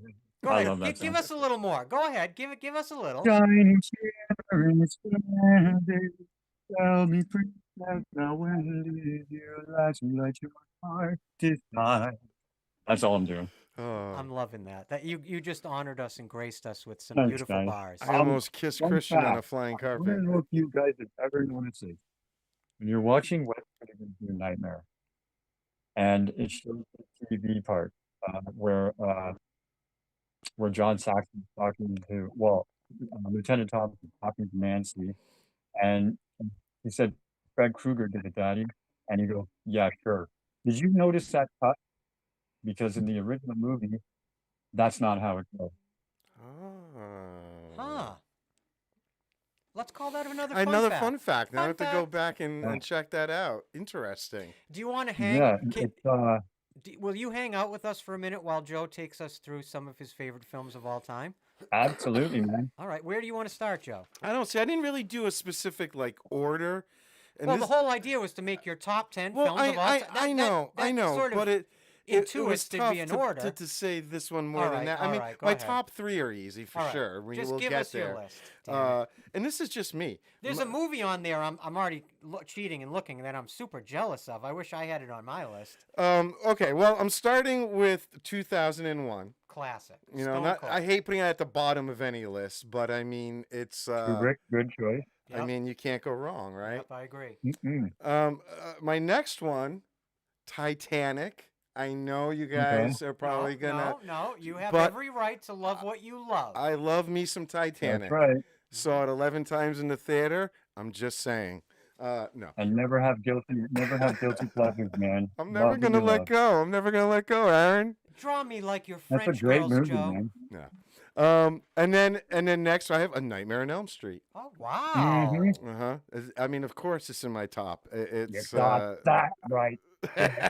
Wow. I'm loving this. and then my Oliver Stone film, of course, The Doors. Yeah. For me, it was just it's part of growing up. It's kind of what got me into the band too, And which yet, has been a major obsession for you me. would have to admit, as a very stringent fan of the history of that band, that there's a lot of liberties taken. Yes, exactly. I wouldn't say it is It's almost an like a- accurate movie, but it's a fun movie to watch. I love his world building. It's almost like a mythical portrait of the band. It is, Or yes. a poetic portrait It's of like the all the band. stereotypes and all that. Incredible, man. My God. Absolutely. Do We we got- have another we caller? do have somebody else on who's, the line. Who's going to join us here? Haddonfield High 78. What's up, guys? Yeah, there you are. There we go. What's going on? Now it's a party. Oh, just Hey, driving good through evening, Central Mike. Florida on my way back home. Oh wow, there's some serious feedback. Oh, someone's sorry for we hear it okay. Yeah, it sounds Don't- okay don't on sweat this it. end. Well, thank you for Oh, good, joining us, man. Haddonfield High. Yeah. Well, Haddonfield High, what is your favorite movie of all time? Dun, dun, dun, dun, My favorite movie of all time is undoubtedly Halloween 1978. Yeah. Well, that's what's next on my list, right there in the middle. Okay. There you go. Halloween, of Yep. course. 1988? You mean 1978? Didn't he say He said 78. Okay, yeah, I think okay. there's just Oh, I gonna be a thought you said connection 88. issue. Yeah. That's why I went. Dun, dun, dun, dun, dun, dun. And my next one, I don't Here, know. is that better? Is I still have feedback? Still getting the feedback. Whatever. I don't care. Man. I'm just excited to be It sounds talking to okay you guys. going Yeah, over we're all the good. air. We're all yeah. good. Okay. So my next film, I don't know if a lot of people are going to know this one, but I absolutely love it. It's a film called Primer, Shane Carruth. and I believe you even turned me onto it back in the Incredible. It's actually the work of a genius. Again, really. like a low budget independent film, all about time travel, and I am a sucker for a time travel movie. Look, straight time travel like metaphysics. I think it's the best movie ever about time travel. Dude, the time traveler. Oh my god. Right? The thing about Primer is it takes time travel movies to a different level. Mm-hmm. I feel like where you're following it for most of that movie. You're understanding the loops and the different theories and how it's happening. And then there's a point where it really starts to kind of go off the rails. Yeah. And like my brain is just constantly trying to keep up and make sense of it. And I purposely like don't watch it a lot Yeah. because every time I watch it, I want that same feeling of like, just like what's going on in this movie and how to piece it together. It's for me, it's a very fun movie to watch because of that aspect. And I encourage anybody to go out there and seek out the movie Primer if you haven't seen it, and if you like time travel. Did you ever see Shane Carruth's next movie he made after that? It's called Upstream Color. If you guys haven't seen it, this movie is so incredible. And anyway, the weird thing is, some of you may have noticed, Spielberg just put out a trailer for like another one of his UFO or alien movies called Disclosure Day. Yeah. And a lot of the imagery that's in that trailer looks like it was lifted directly out of Shane Carruth's movie Upstream Color. And if you watch Upstream Color and then you check out that Disclosure Day trailer, you might see what I'm talking about. And isn't Spielberg calling it like? He's not just calling it like a movie. It's like a event or like a or something like that. I'm curious. I'm curious what he's going for here. I'm curious. Can I throw a movie in there that I wish had never been made? Do it. I mean, when I think about this makes me sick to my stomach. Oh boy. It's Here we go. 1987's live action Garbage Pail Kids in the movie. Yeah, that is rough. It's a That's rough one. nightmare fuel right there. I think That's they were. nostalgia. I mean, as a kid, it was whatever. As an adult, no. Yeah. And if I'm not mistaken, isn't it one of the Aston brothers that's the star of that? Like, it's not Sean Mackenzie Astin. Astin. There you go. That just popped into my head. That's right. Dude, I have a problem even watching The Goonies because it has his brother in it. I get triggered, and I'm like, "There's no way." But in all seriousness, oh my God, that's I have too no funny. problem. I hate to be sound like that guy that has a problem with the please little do. people in If, costume. Let it there's a loose. movie to have a problem with, that's a solid choice right let there. It loose. Let it loose. Let it. I rip. mean, that has my vote every time. But I love Ed Gale and what he did in the original Child's Play. I mean, that's another one of my favorite horror movies. Yeah. Yeah, there's You know, something really... you can kind of bypass at least the little person in the costume was kind of cut in very smartly. Yeah. And in a way that you couldn't really tell. But the Garbage Pail Kids movie is just absolutely egregious. It is. When it comes to that kind of... I love Ed Gale and what he did in the. Somebody's listening to. Somebody's listening. Yeah, you want to shut off your thing if you're listening. That's all. Kind of bypass the. I don't know where that's coming from. That's actually. coming Oh, from Aaron. We had to mute you for a second, Aaron. Sorry. Can I throw a quick? Go ahead, continue. Well, next on my list is the original Christopher Reeve Superman movie. Got to throw that one. I mean, it's a favorite of mine. I always say, I think that it is one of the most important films, but really superhero films ever. It's a tough one to top for me. Yeah. It's just it so really, well made. literally defined a genre. It and began and defined an entire genre that came after it. So. it's the old, like, they just, they peaked too quickly with those films, with the first one right out of the gate there. Okay, now my top three, like you kind of mentioned too, it's tough. You got to kind of pack some together. Otherwise it would take up my whole list. Yeah. So I had to kind of put some trilogies. Yeah. And because to me they are almost one film. But so my number three there is The Notebook. No. No. No, Star right, never Trek. mind. It's Star Trek 2, 3, and 4. And if you had to make me pick one, I mean, Wrath of Khan, Star Trek 2, Yeah, right you there. got to go Wrath of Khan. But those three to me, like, I almost can't watch one without just immediately going to the next the one, next and one. then the next one. Right, yeah. I mean, Star Trek those 4, three. The Voyage Home, is one of the most entertaining movies of that era. Right. And what was so great about that movie is it appealed to so many people that weren't even Star Trek fans. Right. It was the first one I saw in the theater, too. I loved it. Number two, going back to my time travel thing, would be the Back to the Future trilogy. Yep, and if I had to pick one, it would be Back to the Future Part 2. Why don't you go over and show them the guitar you just got? Joe just got a guitar. It's a very special, magical guitar. Or at least you should tell them about it. Go ahead. How is Star Trek not on that list?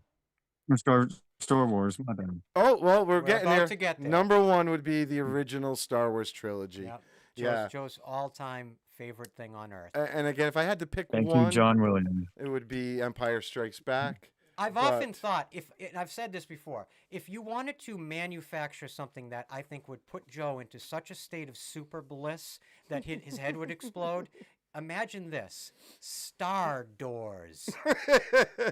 A combination of Star Wars and the Doors. You have Ray Manzarek as Obi-Wan Kenobi. You have Jim Morrison as Luke. You have let's throw Robbie at Chewie. In 1968, at the Doors Hollywood Bowl Actually, concert, Harrison Ford was actually a cameraman for them. Yes. What? Yes. The Doors? Yes. Harrison So if you Ford really was want me to bring it together, there you go. Harrison Ford was once a cameraman for the Doors. Star Doors, talking about Star Doors. It's going to be one of those things for Joel that, who's going to welcome you into heaven? For him, it's going to be Han Solo and Jim Morrison. Yeah. Can we just hold up the press for a second? Okay. I'm really curious. Kimberly, what was the message you just retracted from chat? Uh-oh. That's the first time I've ever seen that happen. I think I saw one earlier too, but that's crazy. Now, can I just do a quick honorable mentions Let because it it was rip tough? out there, guys. Well, one of them was a Scorsese film. Mine is Goodfellas. Wait, what was that again? Scorsese's Goodfellas. Your favorite Goodfellas is Scorsese? awesome. Yeah, I mean, it was a tough one not to put on the list. Yeah. It's my honorable mention there. It's Talk really about a rewatchable movie. Oh, and for me again, that nostalgia thing. I was locked into that movie when it came out when I was young. I watched it all the time. I had the soundtrack. I'm an Italian from Rhode Island. I just felt like I was watching my people. It's no. And then my last. Whoa, you gotta be kidding me, Joseph. Hey, Come no, on. you call me Joey Bag of Donuts. Joey Bag of Donuts. Listen, and then my last honorable mention is the film, the Joe Dante classic Explorers. Oh, well, that's for me. cult classic. Oh, that's such a good movie, man. Oh, I love It's it. a very nostalgic movie. I really do love it. I want to throw one out there. You know what? I'll I haven't throw watched this. that in so long. My favorite film so far of the 21st century, from boy. 2000 till now. Yeah. And a lot of people have slept on this movie, and I think it is a horror masterpiece. David Pryor's The Empty Man. Never heard of it. Oh my Yeah, God. you're catching me off guard. Listen to me right now. If I could have one dream, it would be able to go back and watch that movie again for the first time. Sorry, say that again, Christian. It's called The Empty Man, and I'm telling you right now, if you can watch the first 30 minutes and you are not completely hooked, and this is like an epic horror movie. It's literally it's like 2.5 hours long. Yeah. And it's literally an epic. and it is so freaking good. It's packed with original ideas. It's got some wild, audacious kind of themes and concepts in it, and it's scary and it's awesome. And I'm telling you, it's not only my favorite like horror genre or genre film. It's literally just my favorite film so far of the 21st century. What subgenre would you classify it? Probably most likely in horror. Yeah. Yeah. No, I mean in terms of like slasher. Oh, it's like a God, like a I don't even know what you can compare it to.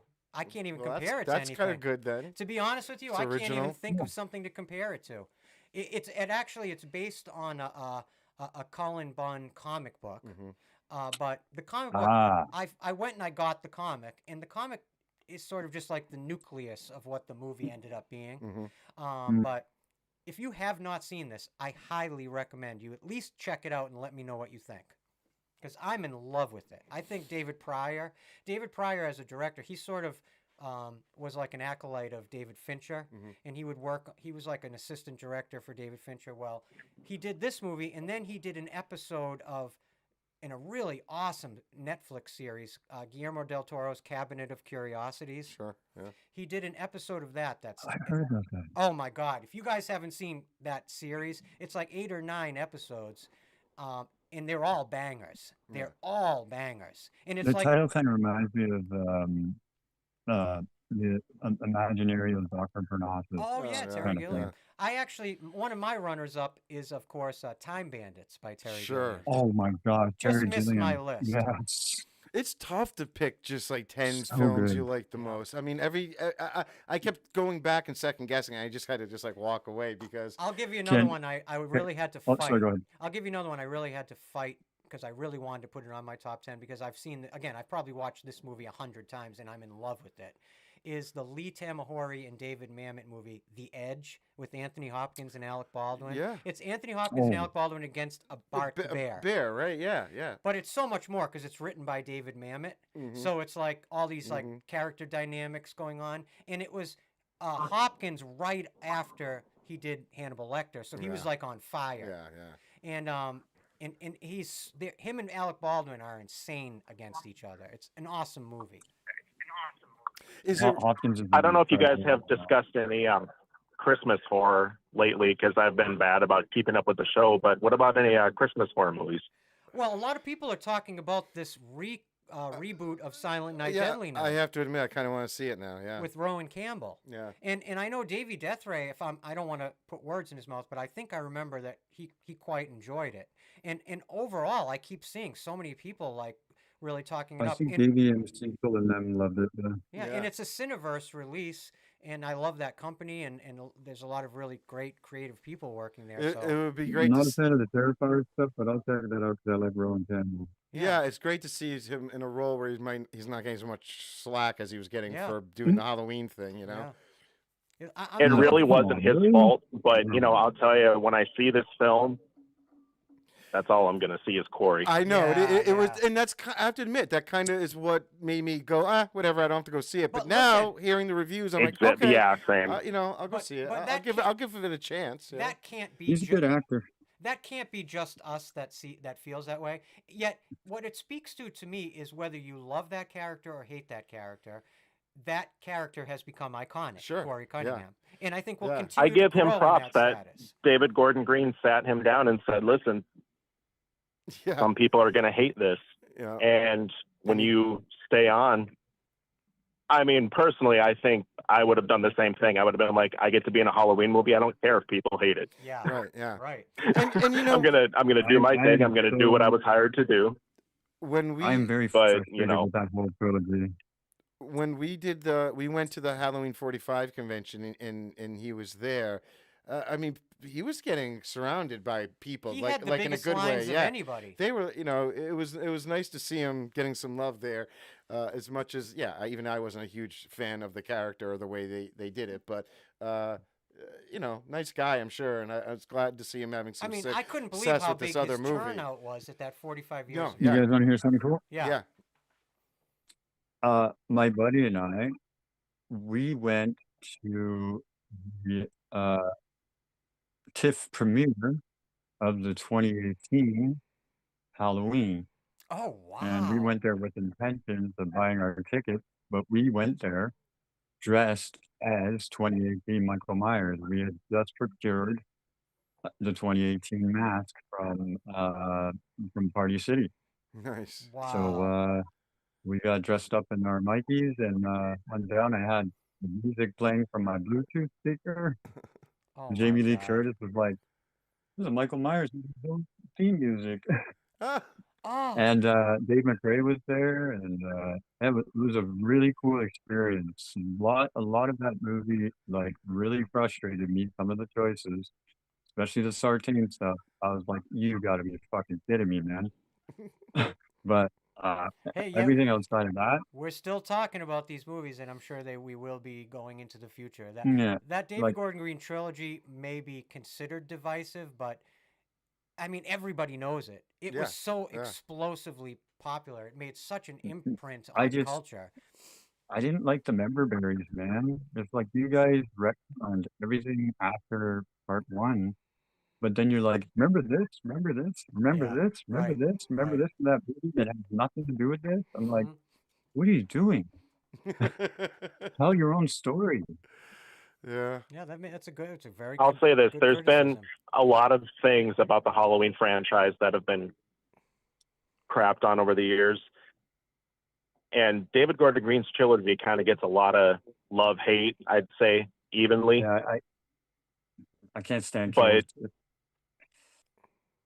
one of the acting choices that I really could not get with, and I still can't, is Anthony Michael Hall as Tommy. Oh God, Very dude, I'm weird. right there with That you. is I was very so strange. disappointed in his character. That was one of my I'm like, biggest what the criticisms hell, too. man? Yeah. I have to admit, I thought when I first heard about that casting, I remember vividly thinking, well, that could be very interesting, but I was didn't like the excited. way it was done. I couldn't unsee it's just Anthony Yeah. Michael Hall Yeah, there, you know. Yeah. I wanted to love it so much because I was like, yes, Anthony Michael Hall, Yes, and me I too. saw it. And the moment it died in the movie for me is when he kisses the bat. What is that, old Huckleberry? Yeah. Yeah. I was like, Can I tell you oh God, it just died. Can I tell you who started Evil Dies Tonight? Nurse Marion. Oh. She's the first one that said that. Yeah. Oh my God. Yeah. They went obviously a big criticism is that they went way over the Evil top with Dies that. Tonight. Yeah. The way that people say it, it feels so. It doesn't feel organic at all.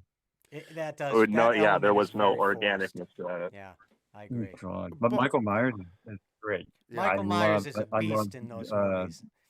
Halloween Kills, I have to admit, James the Jude whole Courtney. firefighter sequence and stuff, I love. No, James Jude Courtney just absolutely kills Oh, it. he was great, man. Yes. Nailed it. He's So unbelievable. nailed it. Yeah. And I love that his background in as a classically trained actor, I really think it comes through. Like I think he especially in Halloween Ends, say what you will about the movie.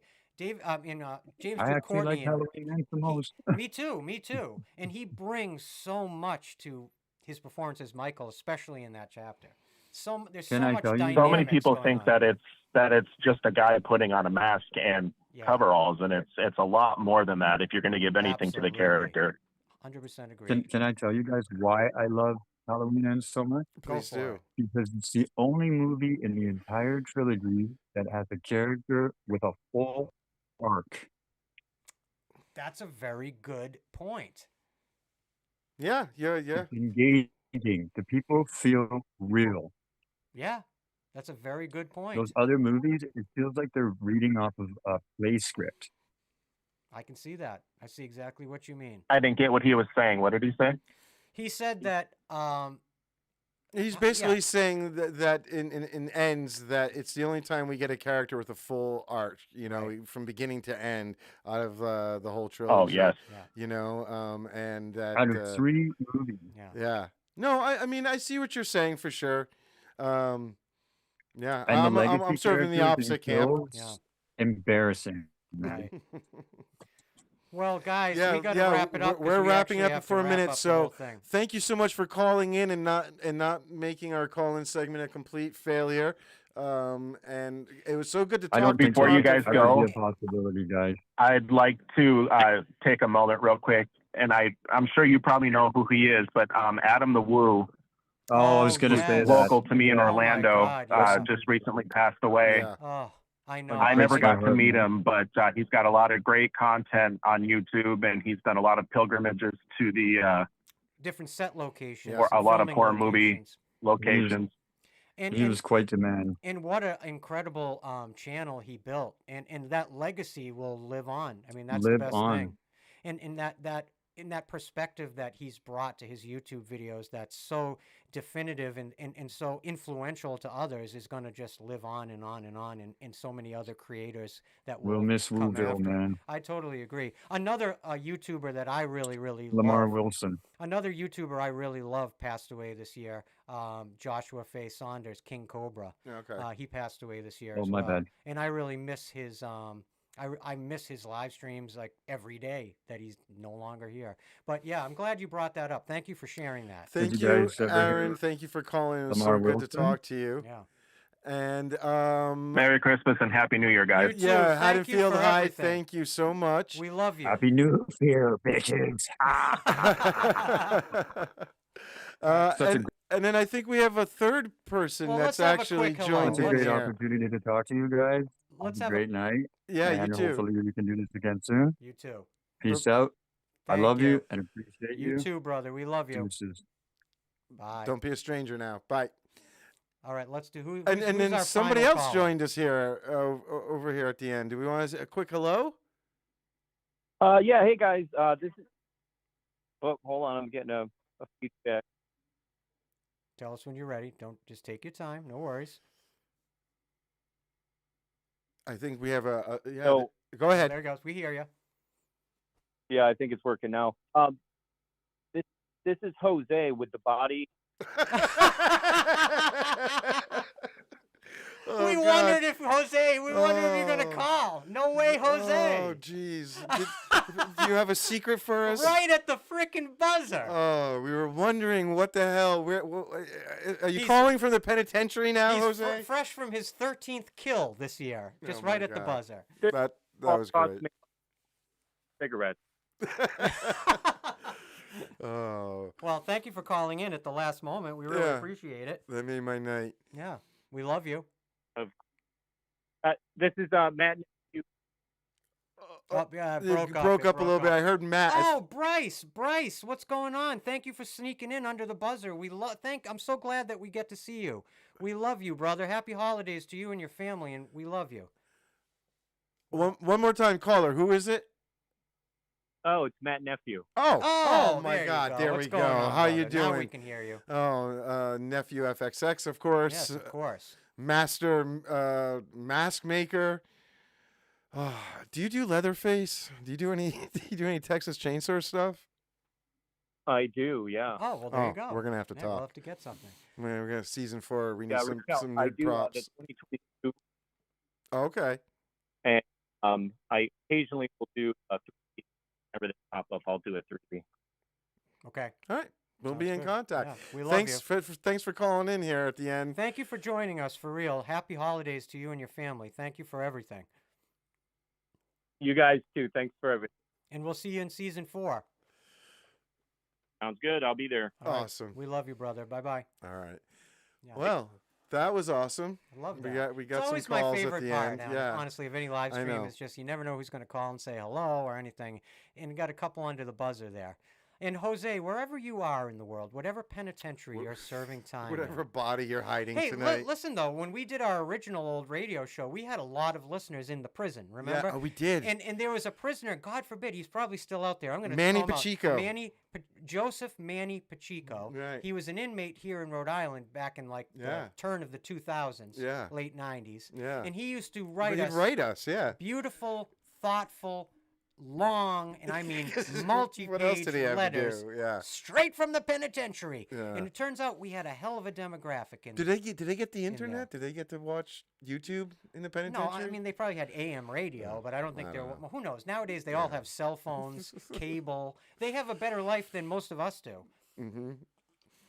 Oh, listen. Oh, yeah. We're Camp 2027. This is it. We're gonna have to make shirts. It's gonna be a whole thing. Yeah, we're all we're gonna gonna go meet set up up a over big there. camp. I'm gonna say this. It's true though. We're gonna get lost in the woods. That's what's gonna happen. Well, They're it's all funny. gonna go home. It's funny Where'd because Christian and Joe go? we did say that sometime in 2026 we were going to do some sort of get together. Yes. I think what a better place than what was it called again?